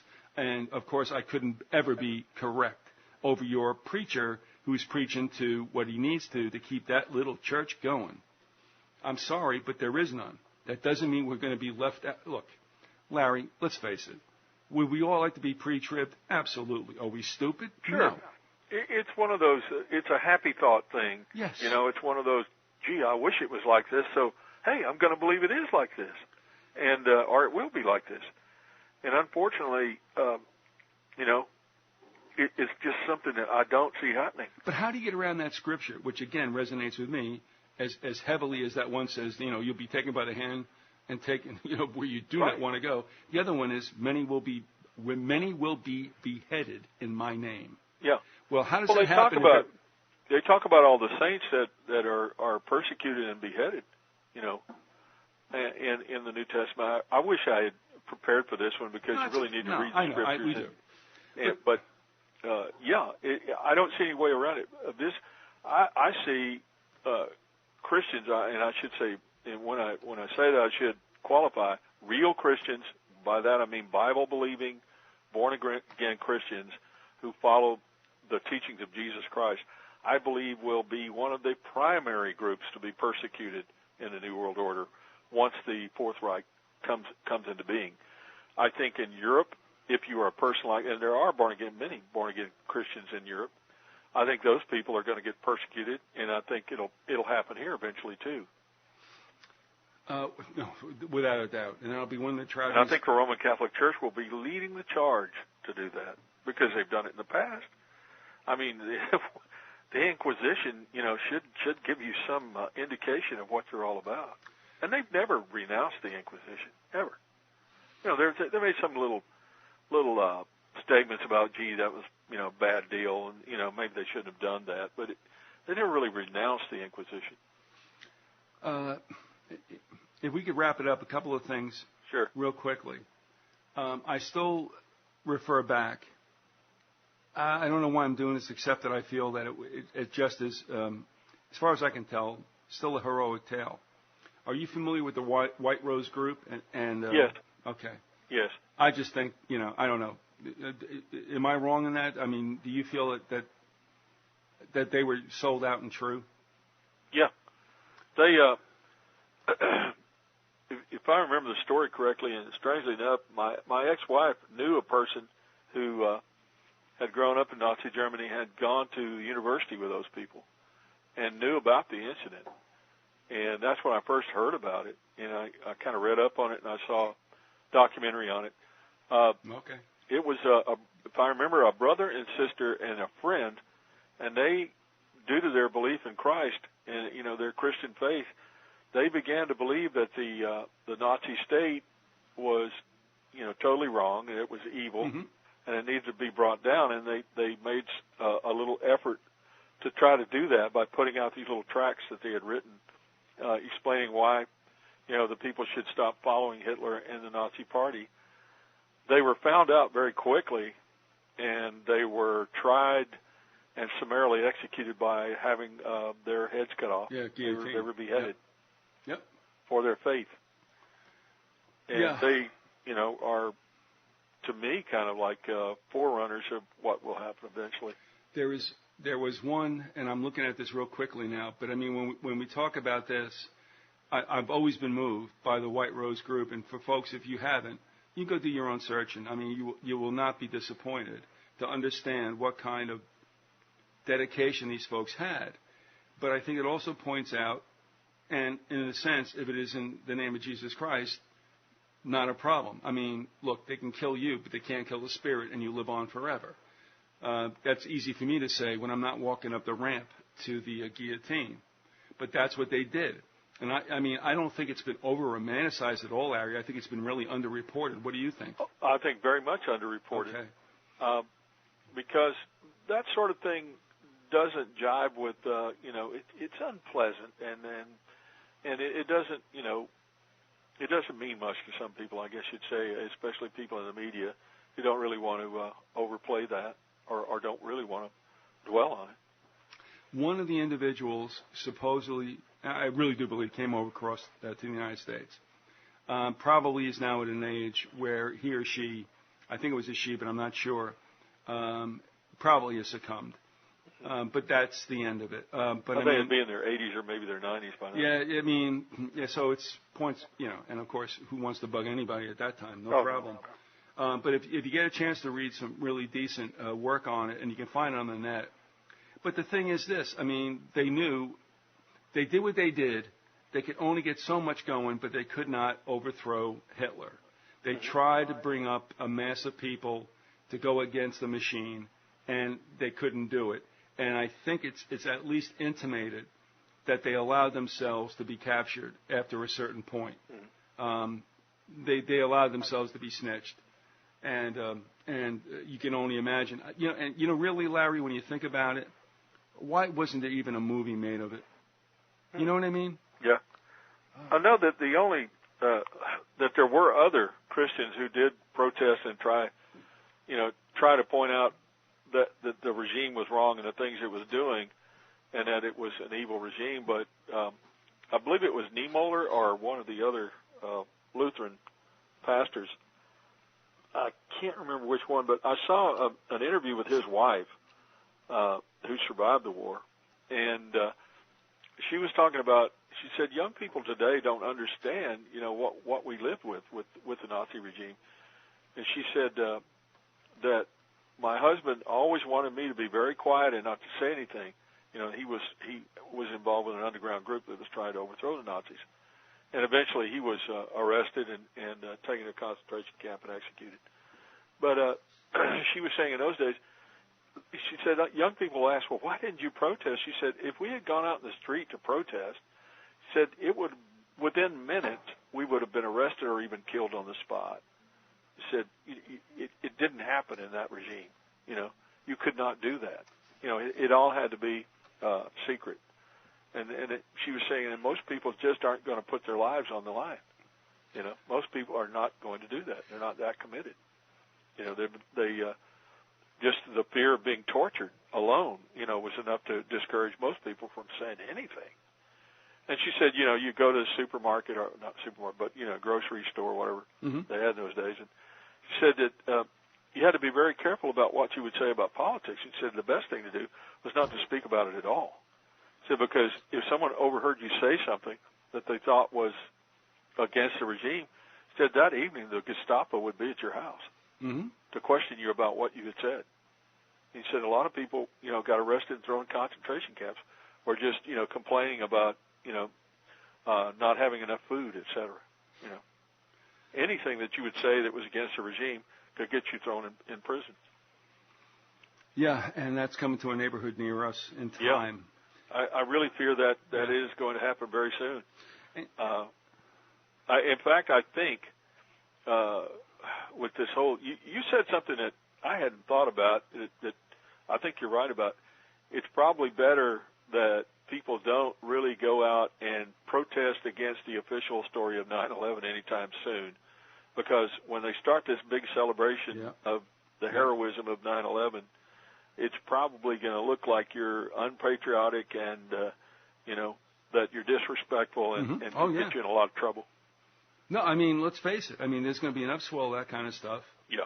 And you know what? I tell you, let's face it. A lot of people have lost loved ones and family and friends. And that's really a loss. So you don't want to disrespect that kind of thing, and that's where I'm going with this. And I got another whole situation where I'm supposed to do an interview with a guy that does World War II stuff. And I hope that comes off. I know that you're a little worried about that, but you know what? This is just my opinion, but I think you should do it because anybody that knows you would know that you're not pro-war and that you're not a rah-rah jingoistic fool, who just supports anything the government tells him to. But so it doesn't mean that you are pro-war just because you interview people who are you interview somebody who is involved with talking to World War II veterans. Right. And I don't think you should be intimidated by that, but that's certainly not my. No. Look, your point's well taken. Because honestly, here's the thing. I mean, I hate that Rush Limbaugh said once, well, you can't be for the troops if you're against the war. I just wanted to grab him by we his spoke about that last freaking time. ears. And he is the biggest hypocrite, he's just a total scumbag. Have some more Oxycontin, you little pig. But here's the point. This is a guy, like I said last time, this is a guy who said that they ought to arrest drug dealers and execute them, and at the same time, he's taking illegal drugs, obviously getting them from a dealer. And, come on, dude. But the deal and with he's also he's always whipping up, pro-war sentiment, and yet, he was raised, during the Vietnam era, and he didn't go. No, he was but he wants other people to go. He was a freaking little dodgeball. I mean, he's a piece of crap. Yeah, what do you call him? Pillsbury Doughboy? Oh, yeah, I think so. Or Michelin Man. But the gentleman, what I'm afraid of is for him, because, I mean, like I said, I'm all for the vets. I mean, my father, your father, we all know it. But my father didn't want to talk about it. Yeah. This gentleman has gone and really highlighted what they did in a non-Tom Brokaw way, a very better way, I think. Yeah. But my problem is, and I have to write him, I think, because it's like, but I don't want blowback on him. Right. You know what I mean? Like, oh, you were on that guy's show. Do you understand where that guy is from? Being me. And I'm like, I got to tell him I'm with it all the way, because I did stuff on the Doomises. I don't know if you remember that or not. Is that the one where they were trying to the three brothers? Yeah, find out about their loved ones that were lost, and they wanted to the government to do something about it to try to at least give them some kind of closure on it. And they talked to McCain and Kerry, I think it was, and they walked out on him. Yeah, that famous scene where that poor little man was sitting there in front of them, and McCain and Kerry got up and walked out on that guy. I mean, oh, God. I mean, don't even tell me about this stuff. So anyway, but my point is, the people who go to fight believe in what they're told. That's heroism. There's no two ways about it. I mean, it doesn't... Well, I believe it. It's like my father was saying, at one point, he said, we did believe in the principles of American democracy as we were taught it. He said, but what it boiled down to at one point was a fight for survival and trying to help your buddies survive. And it got down to that level. He said, you don't think about mom and apple pie, He said, that's, you see that in the movies. He said they always have these guys in the movies, there's the old 40s movies, they're talking about mom and apple pie. And, he said, that's the biggest crock. He said, you're just trying to, survive. That's all. And he said, that's all it was. It boiled down to survival at one point. Well, you remember the story I was told by that guy who was a grunt? Yeah. You do remember, right? Yeah. Okay. And what did he say? He goes, when they found out that the United States and the Allies would not bomb certain means of production, certain physical plants, because they had to leave them alone, that's when all the guys said, screw this thing. Our job here, guys, is to get home alive. Yeah. And that's the way war is. And that's the way I feel. But you see that, but that doesn't make the people who went over and answered the call idiots. They were lied to, but they're brave as hell. So anyway. Well, your country has been attacked. Your country's been attacked. They are coming for you at some point. And they are going to rape the women. They are going to take over your neighborhood. They're, maybe probably kill you. It's that basic.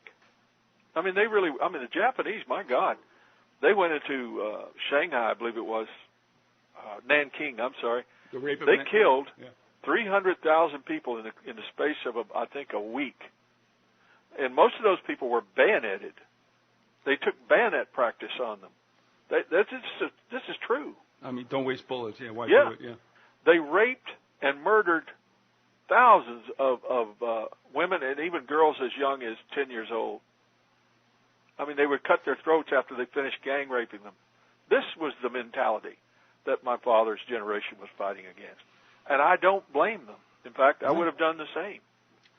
The thing that bothers me about it is they were betrayed by the people who really started that war, who got that whole thing started to bring about a new world order, which they're still working on today.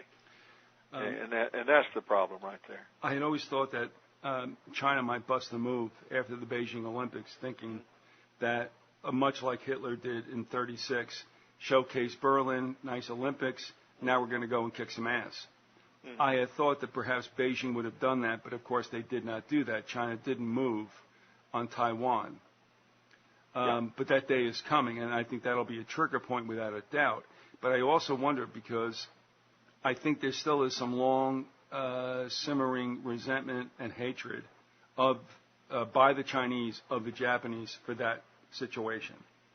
And even though in the end they might all unify and call everything okay, fine, don't worry about it, as some futuristic writers have said, you'll have an Asian empire that's going to grow.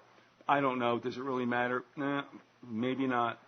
But like, I think that Asian empire is definitely going to move militarily in the end times. Well, I definitely think the Asian Empire is involved with the, if not the Third World War, then the Battle of Armageddon. And I think that, my God, you're talking about how many people does China have now? Over 1 billion. And you've got North Korea, you've got Japan, you've got, these are all powerful countries militarily, and with huge populations.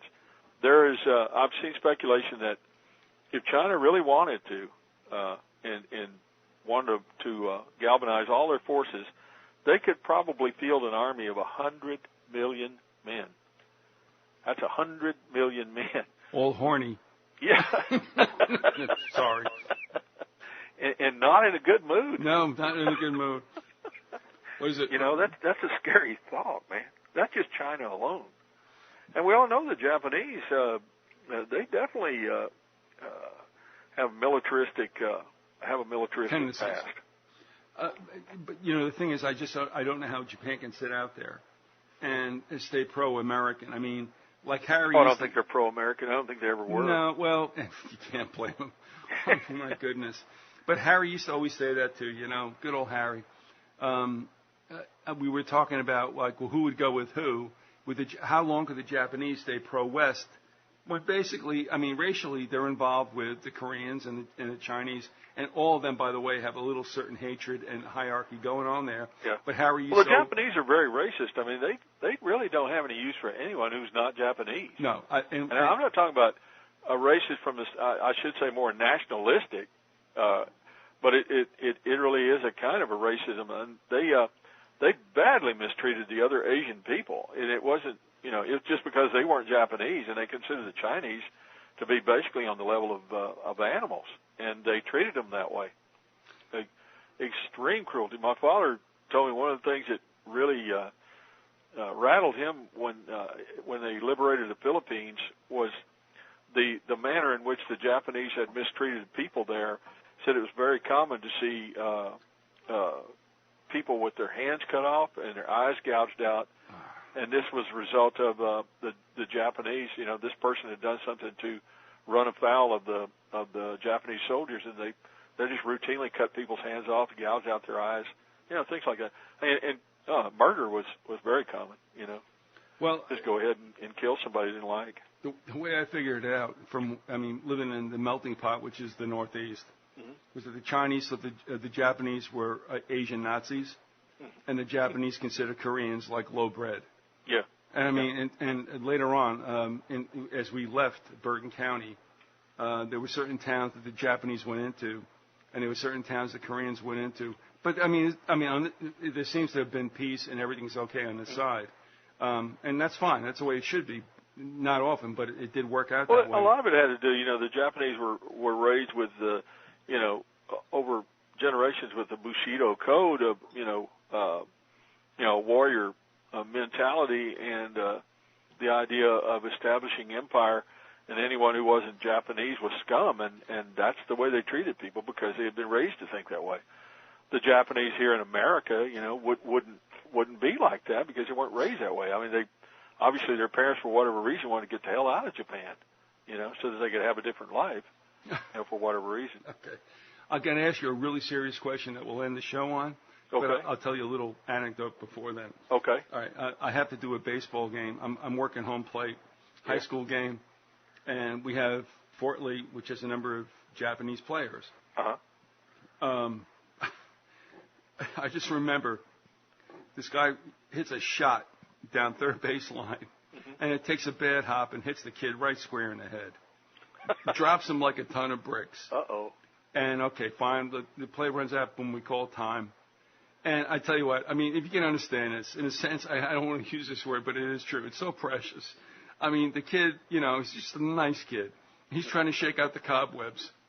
And now I'm in charge with this because if this kid has a head injury and anything happens, guess who's liable, right? Yeah. So I look at him and I forget what his name was. I'm saying, "Are you okay?" He goes, "Yes." I said, and I got to watch what my questions were, and I'm like, "Okay, do you hurt at all?" "Yes." I said, "Okay, do you want pizza later?" He was, "Yes." And he was so foggy. And the reason I say this is because he couldn't understand English. Yeah. And I'm looking at this poor kid, and he wants to stay in, and God bless him. I mean, that's what kids are about, Yeah. But I'm like, we can't do this. And I have to laugh because his head coach came over. I'm saying, Coach, look, I mean, and he understood. I mean, there was no problem. You know what I mean? But to see the bravery of the kid and the fact that, do you want to go to the bar tonight? Yes. All right. See you later. All right. And that was just, that was something culturally I had to get involved with. But, I mean, I always remember that because God love him. I mean, he wanted to play. But I'll tell you what, Larry, he was on Queer Street. Yeah. You know what I mean? And I couldn't leave him in there. All right, now here's the serious thing as we end the show. Herbie, as you know him from the Uticans for 9/11 Truth. Yeah, I don't really know him personally, but I've heard him on the show quite a bit. Yeah, and he has you, and he was listening to Porter Stansbury, the Doughboy. I'm not really familiar with Stansbury, but I don't like him. I don't like him at all. Don't care much for him, huh? No. Yeah, like a political commentator, or? Well, he wants to make money. The world's coming to an end. Invest in me. A gloom and doom, Chicken Little. Well, that's my take because I don't like him. He might be really good, but I don't think so. I'm sorry. But I anyway, don't even know what the guy said. Nah, But Herb listens, and we've gone back and forth, and that's great. I mean, Herb, good for Herb. He keeps things open, and he sees things, he questions things, and he did say something along which I thought was interesting. I gave Herb my take. I'm not going to say what it was, and you can do whatever you want. But he was saying that what Herb told me was that Stansbury said that Germany will bolt the European Union because they're the only hot thing around. I can understand why that sounds good, but do you believe that will be allowed? No, that doesn't fit the game plan at all. What Germany is going to do is going to dominate the continent of Europe. Germany is going to be the prime driving force in what will be. There's not going to be a European Union anymore unless you would want to call it something along the lines of the United States of America. In other words, there's going to be a political union. There's going to be an overall state. There will be no more national sovereignty. And in Germany's case, they won't need it because they'll be the basic driving force behind it. It'll be the Fourth Reich. It'll be a revival of the Holy Roman Empire. And I believe you're going to see at some point in the future, might be quite a ways down the line, but I think you're going to see the Roman Catholic Church will also morph into a more broader ecumenical church or organization, and it will become the official religion of the Holy Roman Empire of the future. Yeah, I mean, and this brings me to something I wanted to say to you or ask of you earlier, because Germany has always had a kind of a strange relationship with the whole of Europe, at least through the 20th century, bleeding over to the 19th. You know, the whole idea of World War I, it's kind of like said but not said, and that is Germany needed seabound lanes and we're going to be an economic power, which England didn't want. All right, if we can buy that now, do you buy that at all, or not? Well, the Second Reich was the second attempt to revive the Holy Roman Empire, and the Second Reich was Germany's attempt at basically returning to the formal glory of I should say Germany's attempt to become a dominant world power, and that was going to at one point, the French and the British were in their way, and they were going to knock them out of their way and take over. And that's really what it was all about. I mean, that's real simplistic, I realize, but they saw their mission as putting themselves in the position of world conquest. Well, I know you halted for a second for former glory because there really wasn't in a sense. Yeah, but I would say I would for glory from the standpoint of the Holy Roman Empire and what it was. And next time I'll talk about the history of the Holy Roman Empire, which I've been research on, and I found a good article that kind of gives a good synopsis of it. It's such a long period of history. It's like over 1,000 years, so it's really difficult to put it together in a way that's palatable. But I found something that'll do that. That's cool. I'm sorry I didn't put a call block on. Nobody calls me on Sunday. Somebody did. Don't worry about that. Yeah. I mean, because I'm a ham bone. What do I know? Yeah. But what's so interesting is this. I have wondered why Germany has been used to become the enfant terrible in Europe, because the first time around, and that's why you stopped short. And I was going to say, because it all goes back to Charlemagne and the Holy Roman Empire. Charlemagne was a German king when you get down to it. In fact, this article, Unholy Union, says, in fact, the idea to unite Europe under the Pope's rule goes clear back to Charlemagne and the Holy Roman Empire. And this is from Edmund Paris.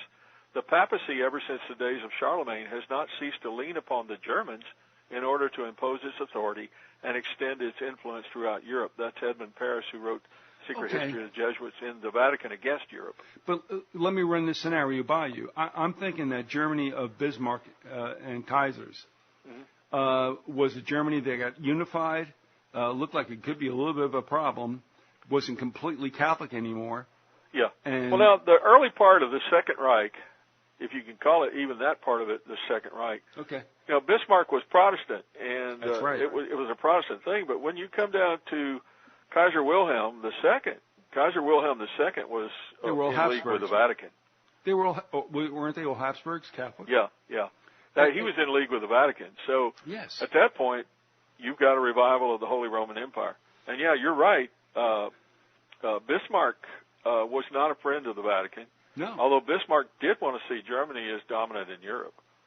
So, you get a Germany going in alone at first, and then you've got Germany going in with their partner, the Vatican, when you get Kaiser Wilhelm II. And yet that's the way I see it. Yeah, but yet they get beaten. Mm-hmm. They got beat. Yeah. And then now we have all quiet on the European front for 1918. 18 years. 1939. Or you can go back to 36 when things started. So I'm wondering, if World War I was slapping them around to get them in line and cut this crap out. And then, I talked about that earlier on. It's all been an attempt. It all goes back to Rome. It all goes back to Satan, really. Exactly. It all goes back to the idea of a world government which would put Satan at its head, and he would be worshipped as a god, which is what he wants. That is his greatest desire. Exactly. His greatest desire is to be worshipped as a god as he destroys humanity. That's really his ultimate goal. It's funny when we talk about the mafia and people double cross, and I'm thinking to myself, that's so much. I mean, I'm not saying that that's part of the whole thing, but in Satan, he's the ultimate liar. Mm-hmm. I mean, he'll use you, pet you, get you to do whatever you want, and in the end, he'll cut your balls off.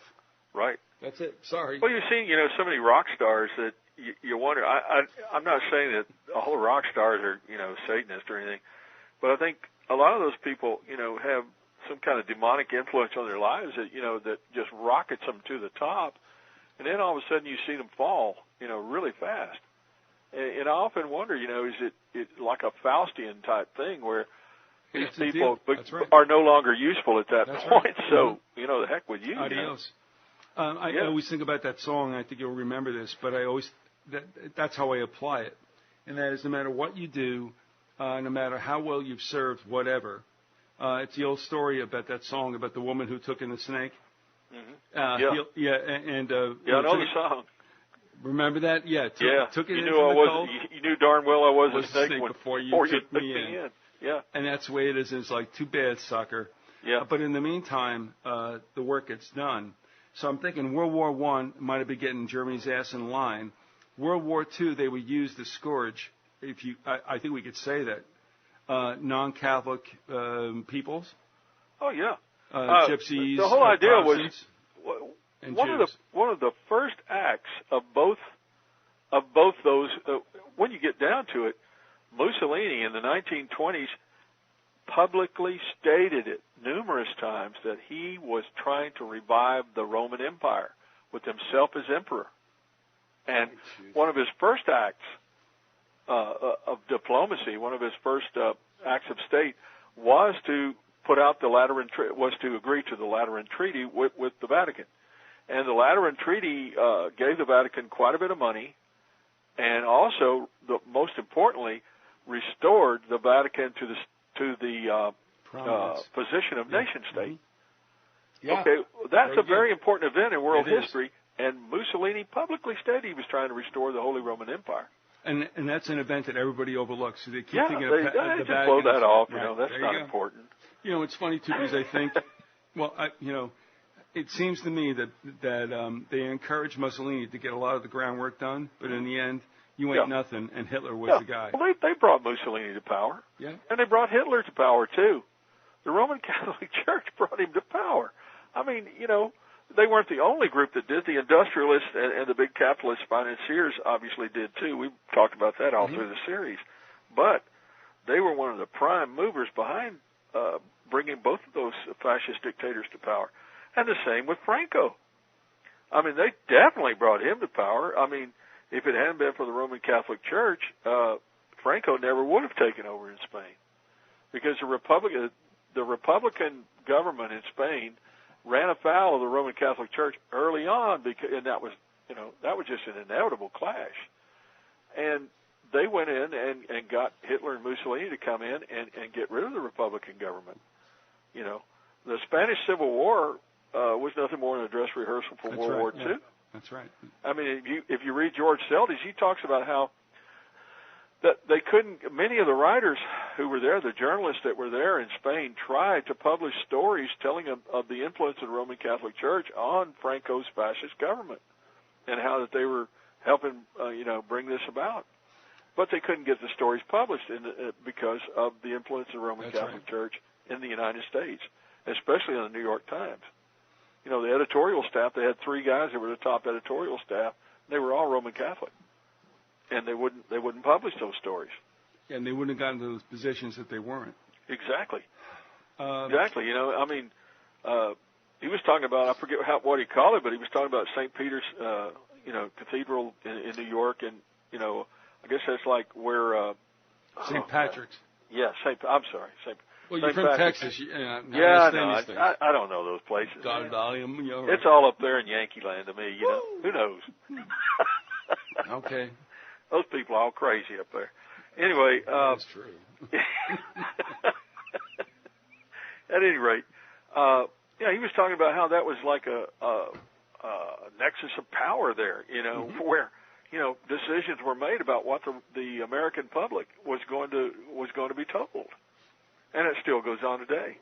And Americans really think that a lot of people really believe the mainstream media is giving them the real scoop about what's happening in the world. Well, it's filtered by a lot of very powerful forces. Mm-hmm. And the Roman Catholic Church and the military-industrial complex being 2 of those.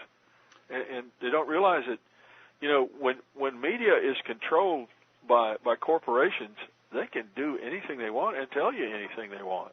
You know, and it doesn't necessarily mean you're getting the truth just because you turn on your television and turn to CNN or Fox. No, and that's the point. I was talking to Gino from Brooklyn, who has, I can see in his emails that he has been entertaining a chance to be able to show people what's going on. And that's not it's not a foolhardy thing to want to do, but it has been shown. And then that it doesn't work out well. The reason being, and I said to Gino, I go, look, you know, you're going to have to figure out, and he has done this, how you want to live with this and for those around you. Because unless you get, you know, a major broadcast outlet and or some paper or 2 that would put this stuff out, there's no chance for us. And the chances for that to happen are nil. Mm-hmm. Not anybody's fault. This happened before we were born. I'm not blaming my grandparents or parents or anything like that. It's just, it's what happened while we were asleep. So now to go ahead and say, okay, let me just beat my head against the sky, it's like, Gino, go ahead.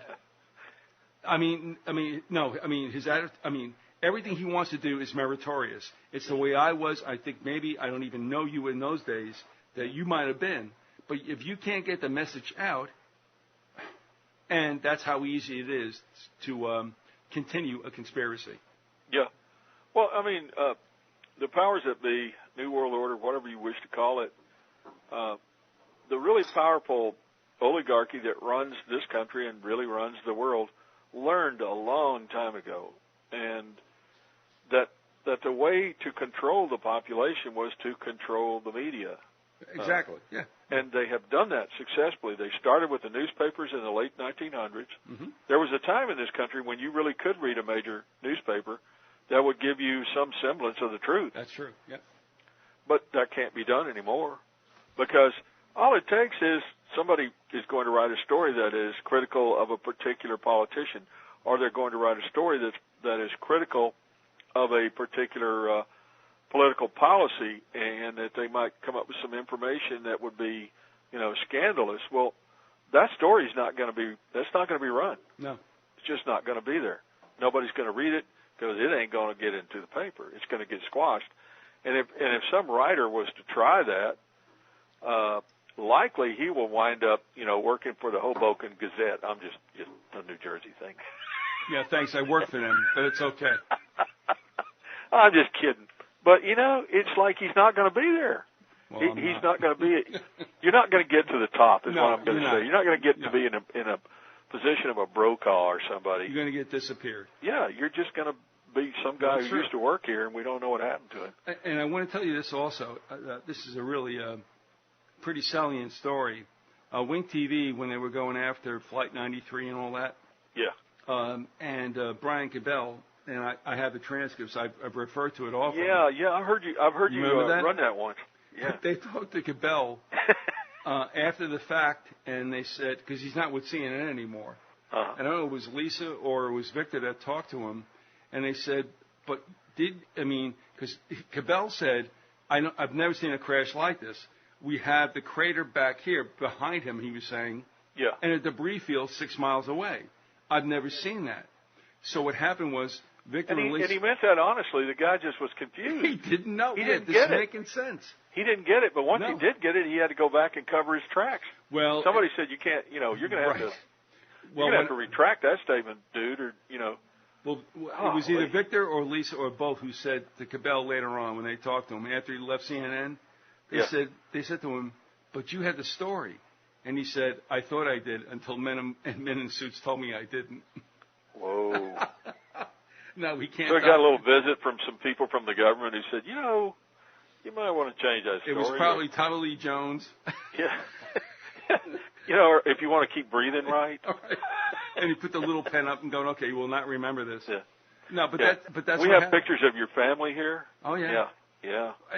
And recently, Victor called me, and he had the interview with the woman, and this is all about Shanksville. And I've done this on other shows and stuff, so we don't have to go through it. But, this woman had read the book, whatever reason, an elderly woman in the area read the book and got in touch with Victor and said, I know where the plane went down, the real Flight 93, which didn't have people on. This is all, a hoax. But the thing is, it's that's the way things go. And he tried to call her back when I was trying to record, and they wouldn't answer. And Victor had said to me beforehand, he's going like, well, she's had enough.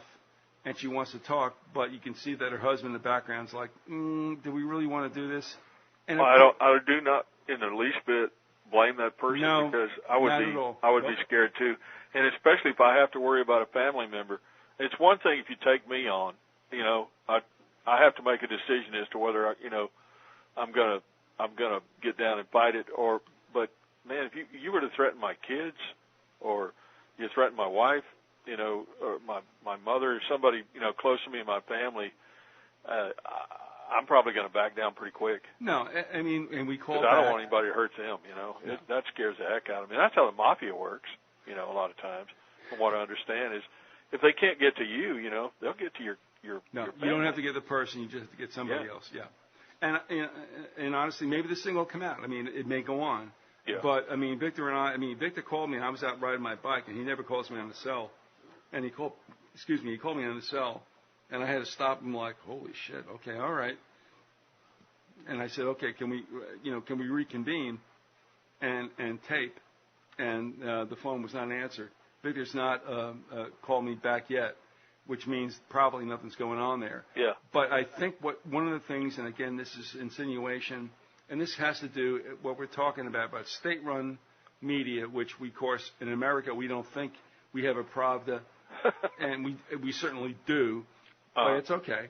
But I mean, I think the woman just did a second thought, and like you said, Larry, it's completely human, and at that stage in your life, hey man, yeah, it's not up to you to have this. But I think that she was also pissed because they're going to have this like unbelievably fake celebration at Shanksville. Oh yeah, and it's like everybody knows this didn't work out like that. Well, it's just it kind of reminds me of the way the Nazis did the funeral of the Desert Fox, Rommel. Rommel at the end knew about the plot to kill Hitler. Yep. He really wasn't actively involved, but he had gotten his belly full of Hitler too, and began to realize what a scumbag he was. And he began to realize he was taking the country down, so it didn't bother him that they were going to try to assassinate Hitler. But he really didn't actively participate, but the fact that he knew about it got him killed. They came to his house and told him, "Hey, look, you can either come with us, or we're gonna arrest you and your family, and your family's going to go to a concentration camp, and you'll be tried in front of the whole nation, or you can come with us." And, they gave him the option to commit suicide. Yeah. Well, and then they go and they have the state funeral where they parade up and down about what a great guy Rommel was and that he died of his wounds, and he had been convalescing. His car had been hit by a British plane had strafed the car, and he'd gotten hurt. So, yeah, he was convalescing, so they just said, well, he died of his wounds. And, this big phony, funeral, when in reality he at that point was still a German patriot, but he was an opponent of the regime. But wasn't he called back by Hitler? I mean, like you were too successful. Yeah, he was called back at one point during the war in North Africa. Yeah, he was called back just before the final push by the British.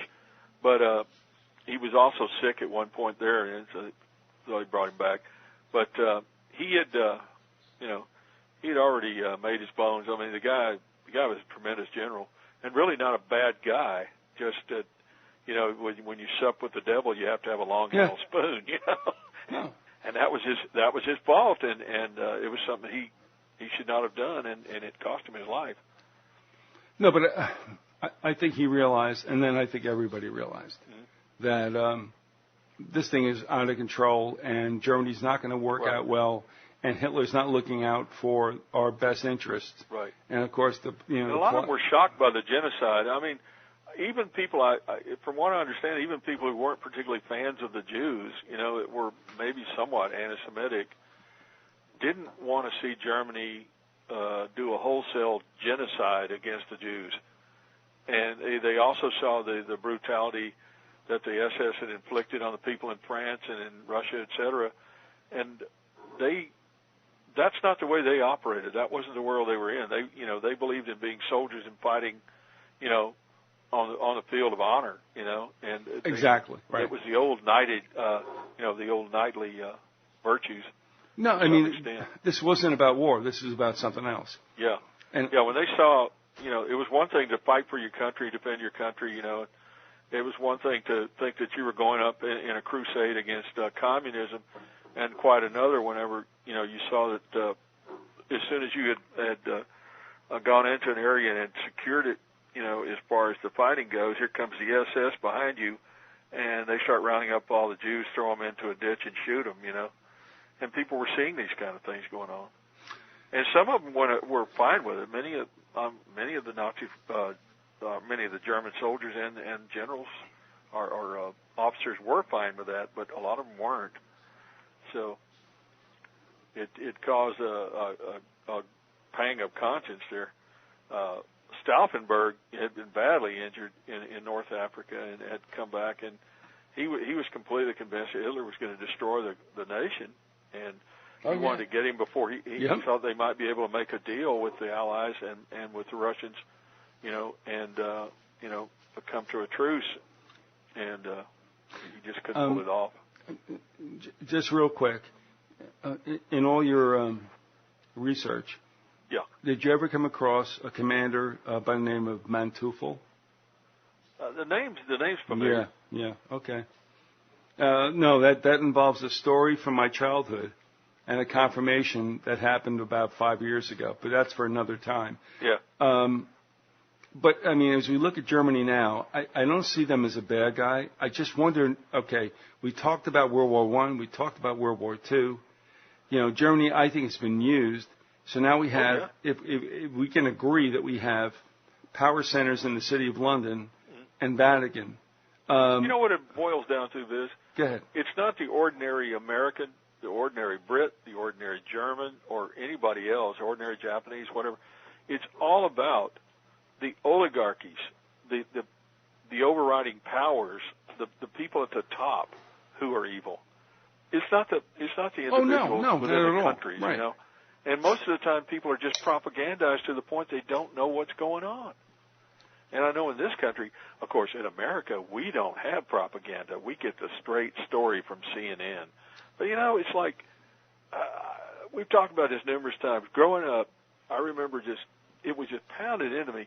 America is always right. We're the greatest country in the world. We're the freedom.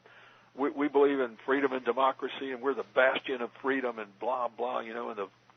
And when you finally start studying it on a higher level, a more critical level, you begin to realize that all that stuff was just pure propaganda. Mm-hmm. But you keep being told, well, the Russians they have state-run media. They don't know what's going on. They're kept in the dark, and so are we. Everybody is. But now, as we look at this last turn of the worm, if you will, Germany certainly has economic power. Mm-hmm. We've said this. I don't believe they're going to break away. I think that they're very much wanted to be a core economically. And there's going to be something happens around they're dominating Europe now. And they're dominating Europe now. What, economically? The Germans. It's already in effect. Right. I can show you that, but let me read a little something here, and it'll be the last thing I read probably. Following Standard & Poor's downgrade, this is from Economic Crisis, All Eyes on Germany, written by Ron Fraser.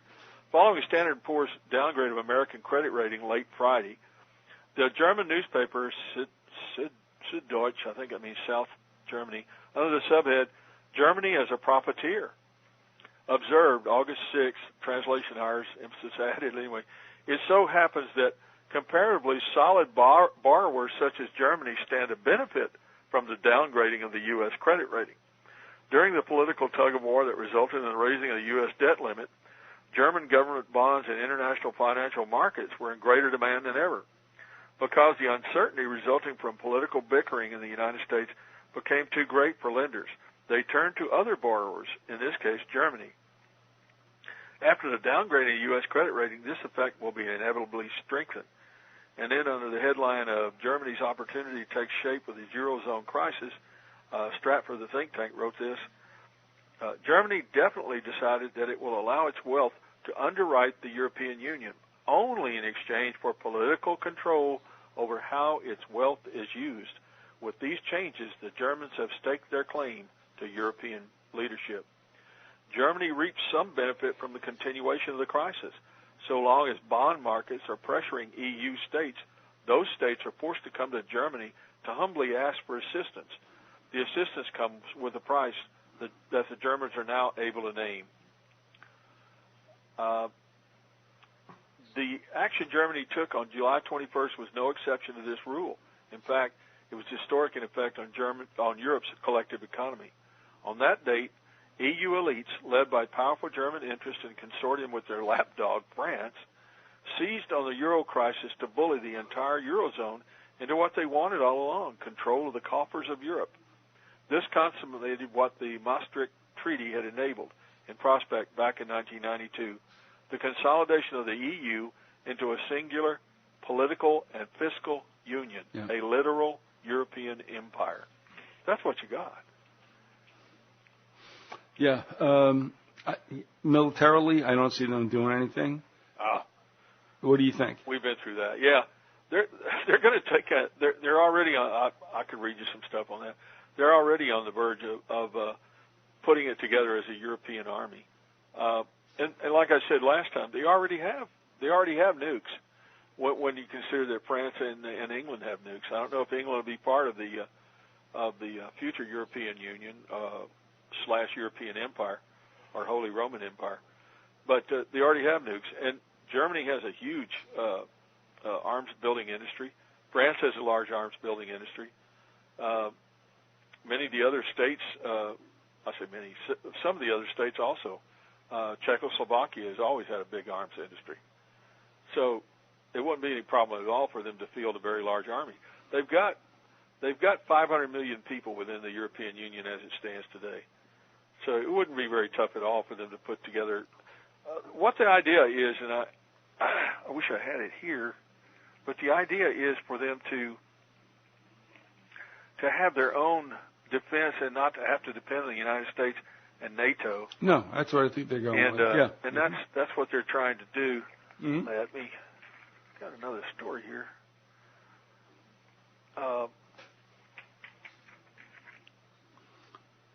It talks about them uniting with the military.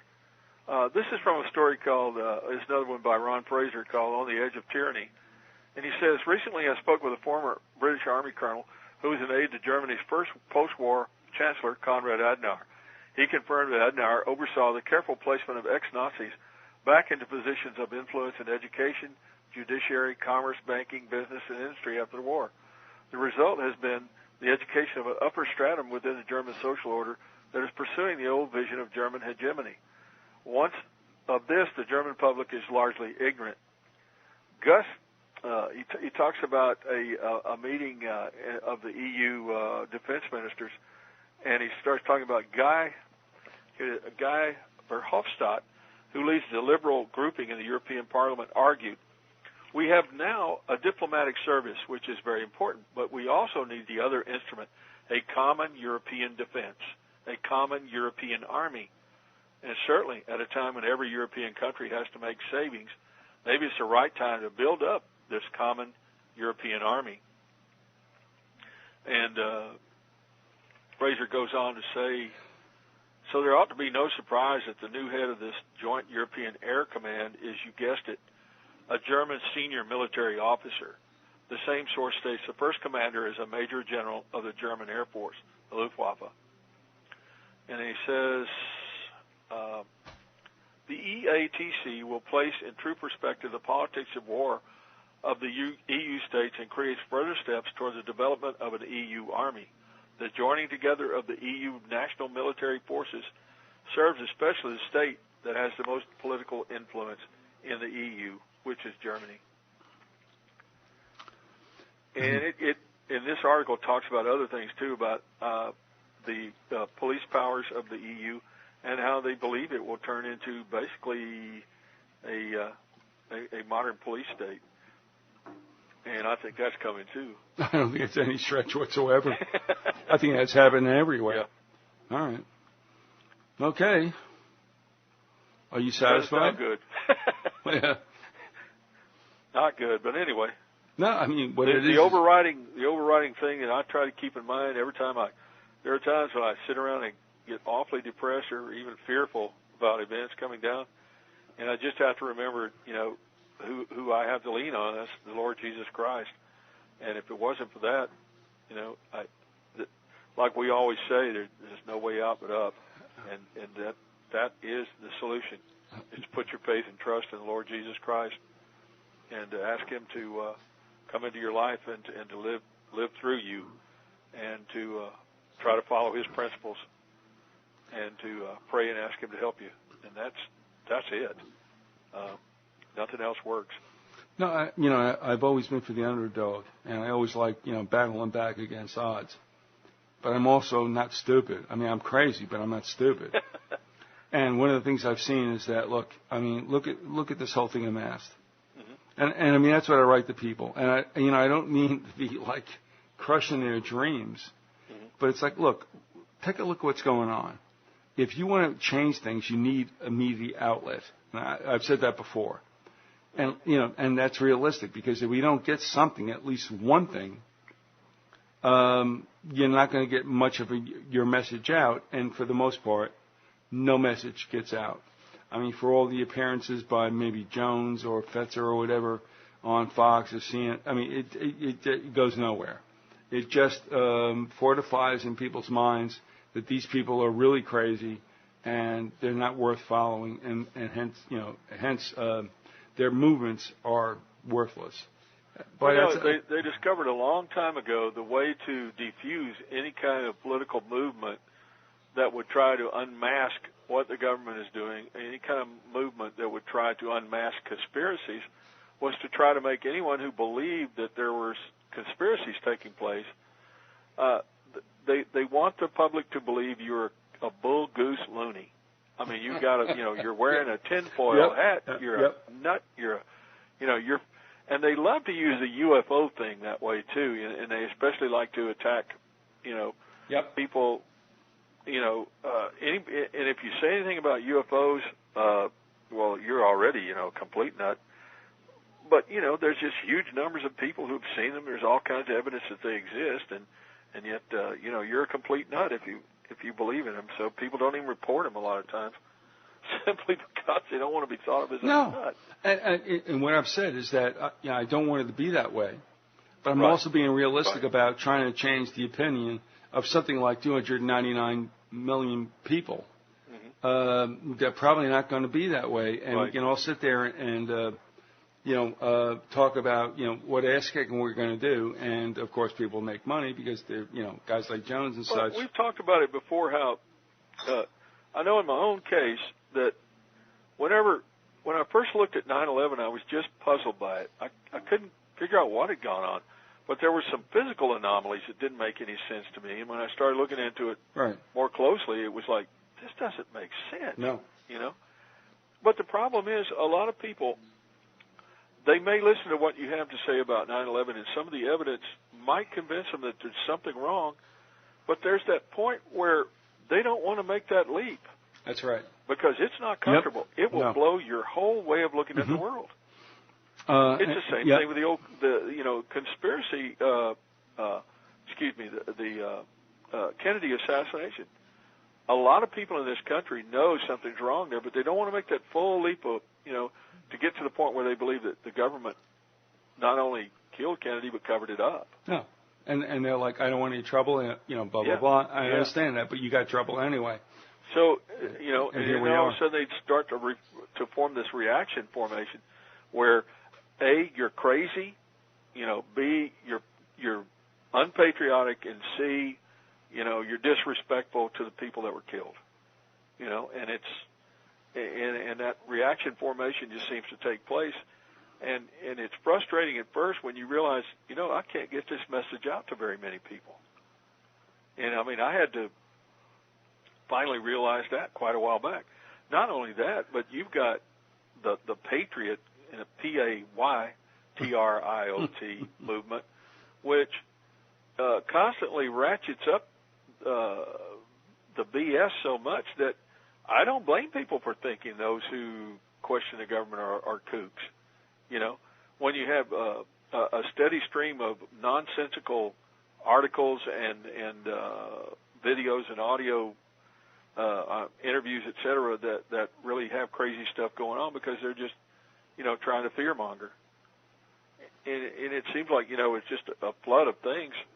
And that's why I started coming to this show and listening to yourself, because I knew you weren't selling anything. I didn't agree with everything you said, but most of it seemed pretty reasonable to me.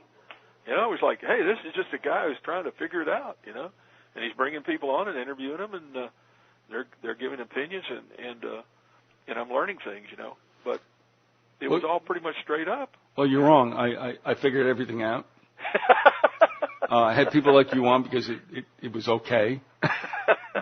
No, I mean, yeah, you're right. I mean, seriously, and you know, I get this influx of old listeners who have said, you know, I've been around for all this time. I'm like, well, I didn't know you were there, and then there were other ones. And look, here's the point. Yeah, you're right. I'm not selling anything. I'm not trying to do anything. I'm not upset about anything in the sense of, look, we all live on a plantation, whether it's Canada, United States, and we all got to figure it out. There is a little bit. And one thing you said makes sense too is that some of us have a better plantation with a better recess plan. You know, in other words, if you live in the United States or Canada or maybe some of the countries in Western Europe, you got a better deal, you know, than somebody that lives in Saharan Africa or somebody who lives in certain parts of Asia. You know? Yeah, it's true. But you know, or maybe certain parts of India, et cetera. But when it comes down to it, we're still just on that plantation. No, we all are, but the Lord knew it. Mm-hmm. You know, it's like do what you have to do, but don't be, you know, be in it, but don't be of it. And I think that's all been, you know, somewhat scratched out in the soil, and people are forgetting that. But the point is, it's clear. We're all going to a certain point, and it's not good. And that's just the way it is. I mean, but to go ahead and go on the air and say you're kicking the NWO's ass, I'm like, come on, man, that's disingenuous. You know, I'm sure if there is, and I'm sure there are people from the NWO who represent it in some way, who do listen to those broadcasts, they must be having a hoot laughing, you know, at somebody like Jones. I mean, that guy must really, I mean, it's probably like a standing joke, you know. Well, yeah. You know, and there's a point where, you know, he's been handled, and I don't think for the best. Yeah. But, I mean, for the most part, I think he's an agent provocateur. I've been saying that for a long time. Yeah. I think I finally convinced Gordon of that, or maybe he convinced himself. Oh, no, I don't think it's a problem whatsoever.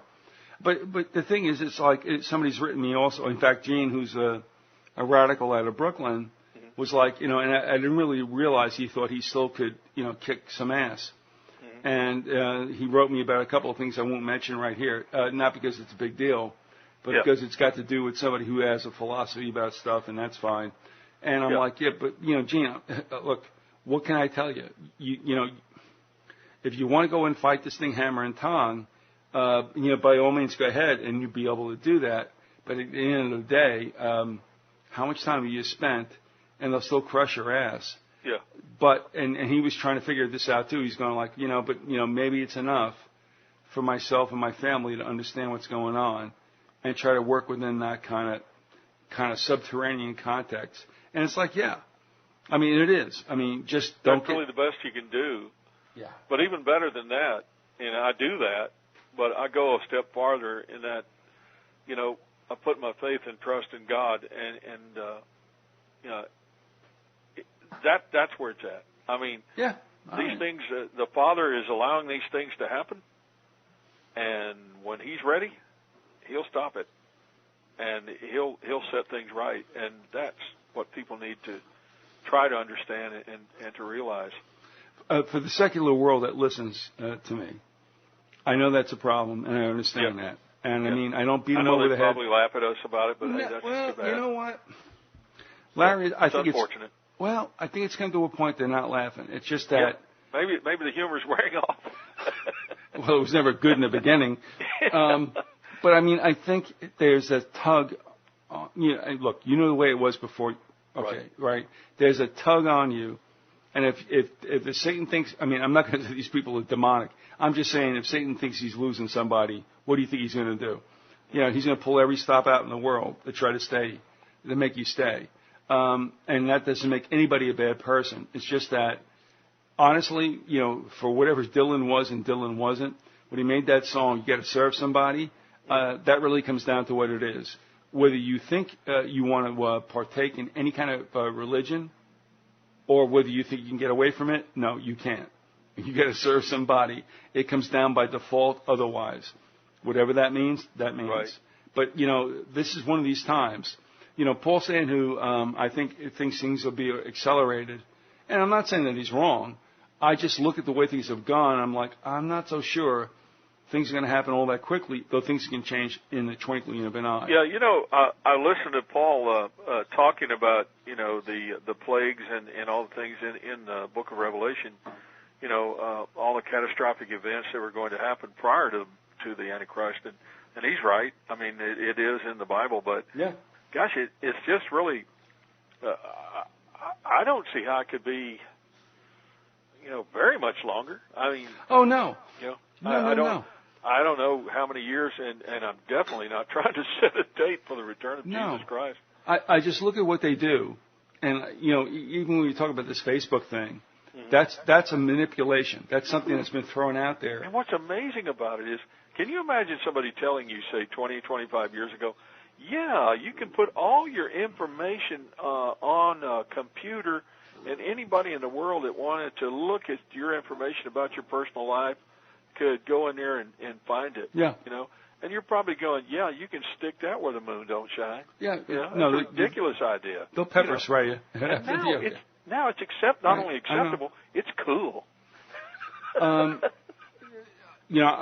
somebody who believes, things can take a long time happening. And then you'll have a break point, which I also said lately I thought happened, where all of a sudden things are accelerated. Bang, And so I don't ever decry the fact that, it could all happen tomorrow. But as I'm looking at things and the way people are being prepared, I have to guess, and, don't anybody hang on this, but I'm guessing that this is going to take 5 to 10 years more, although it's not going to be a fun thing for us in the process, as we all know.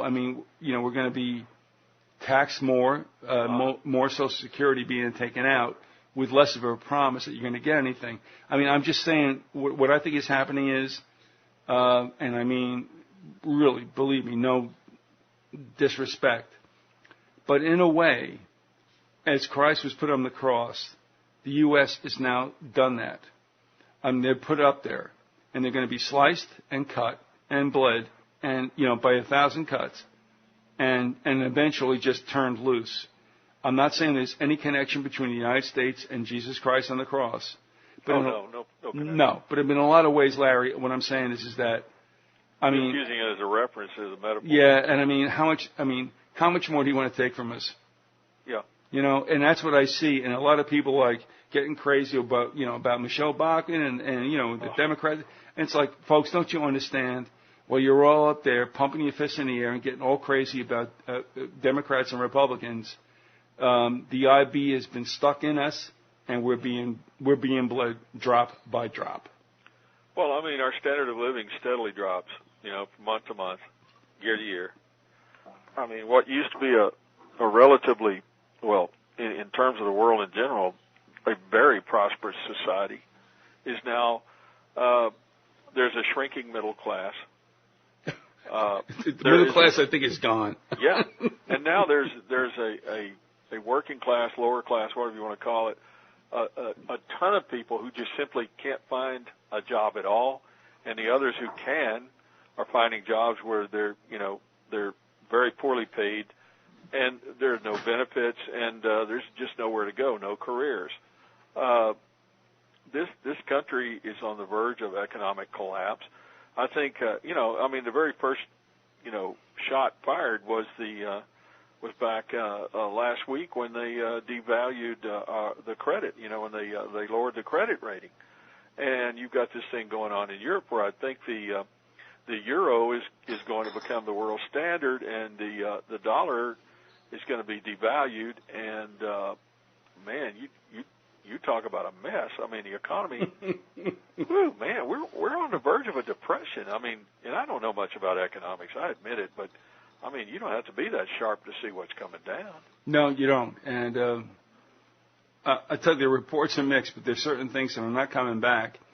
And unless that's addressed, which, of course, that won't happen, no, there's no returning to. This is it. But anyway, thanks for addressing the thing about Germany as far as an economic power that probably the European Union would not let get away. I think the bankers pretty much are in control. Oh yeah. All right, you agree? You're just going to have You're going to have You're going to have a Germany on steroids.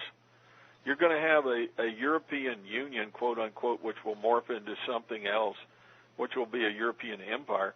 You're going to find that the states, there's going to be a two-tier system with Germany leading the top countries like France and I guess Britain, whoever, but especially Germany and France dominating, with France, of course, being the lapdog. But you're going to have the countries in Southern Europe, like Greece, Spain, Italy.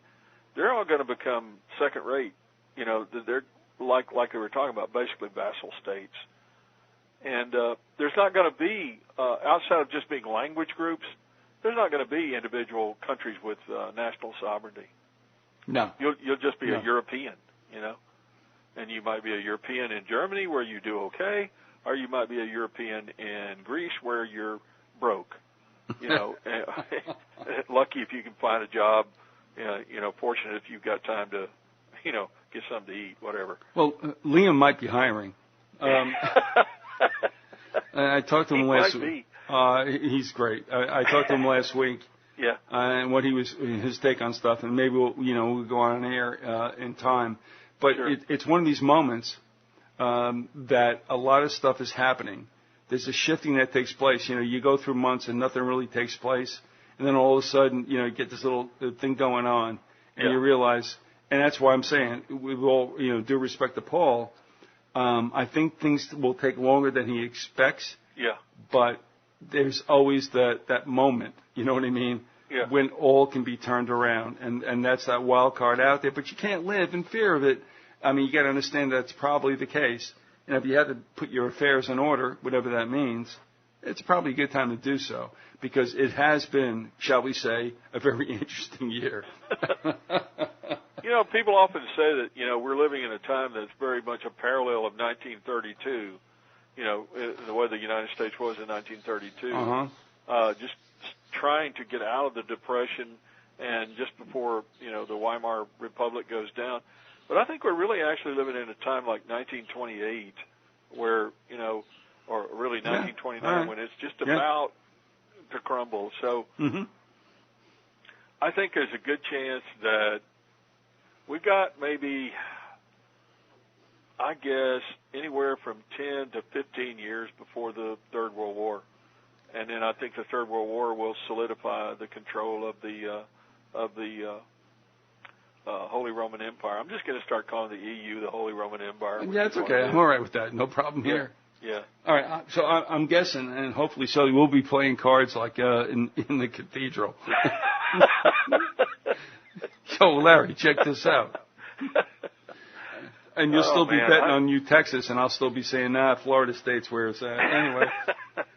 No, but I mean, you got to admit, I mean, without getting histrionic, it's a very interesting time. Oh, man. And things are moving, and, you know, like with Lady Visit myself, we look at that and we go, that's interesting. Well, you know, the Chinese had a saying, you know, it was kind of a curse saying, may you live in interesting times. Yeah, that's a curse. It's not a good thing. No, it's not.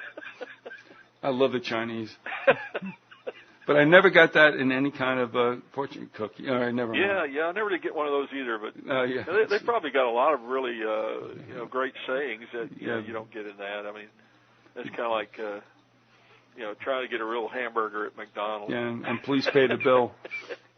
All right, and Mr. Hillman, we've gone through another wonderful segment of We Are What We Hated, and I'll tell you what, if we keep doing this, I think all roads will probably converge. And we'll all be arrested. Yeah. And left out in the sun to die. Hey, you know, I can always make a lot of excuses like, I didn't know.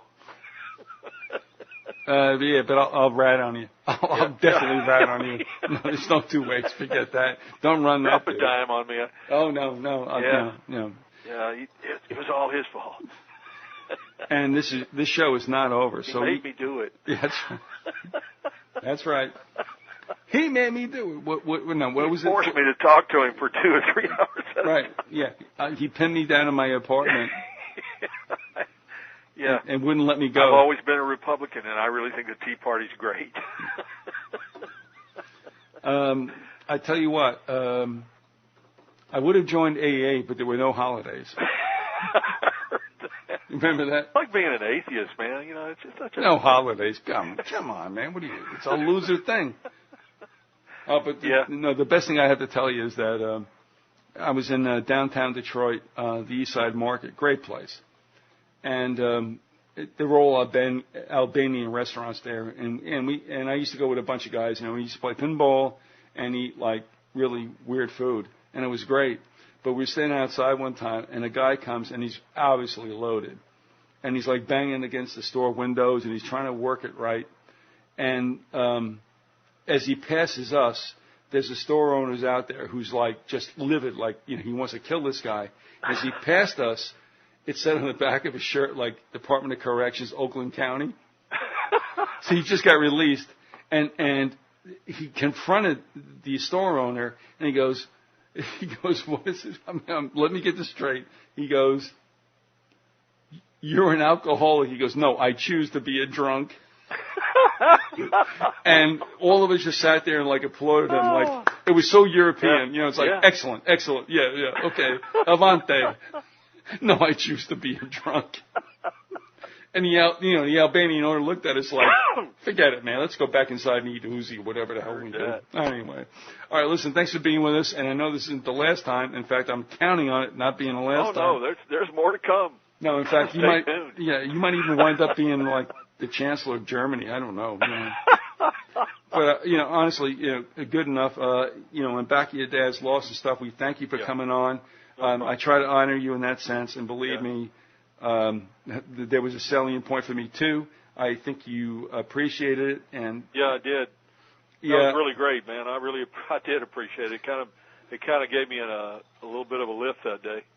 And I just wanted to let you know that that hit me on a certain summer day also. Yeah. And but thanks for coming back and being resilient, and we'll see you, I guess, a week or so. Yeah, I'll be busy next weekend. No problem. Do some business, but we'll hit it again. That's why I wanted to go back to back. So that's great, and we'll just keep going, because I tell you what, it is the show that never ends. Take care, brother. All right, we'll see you. Adios.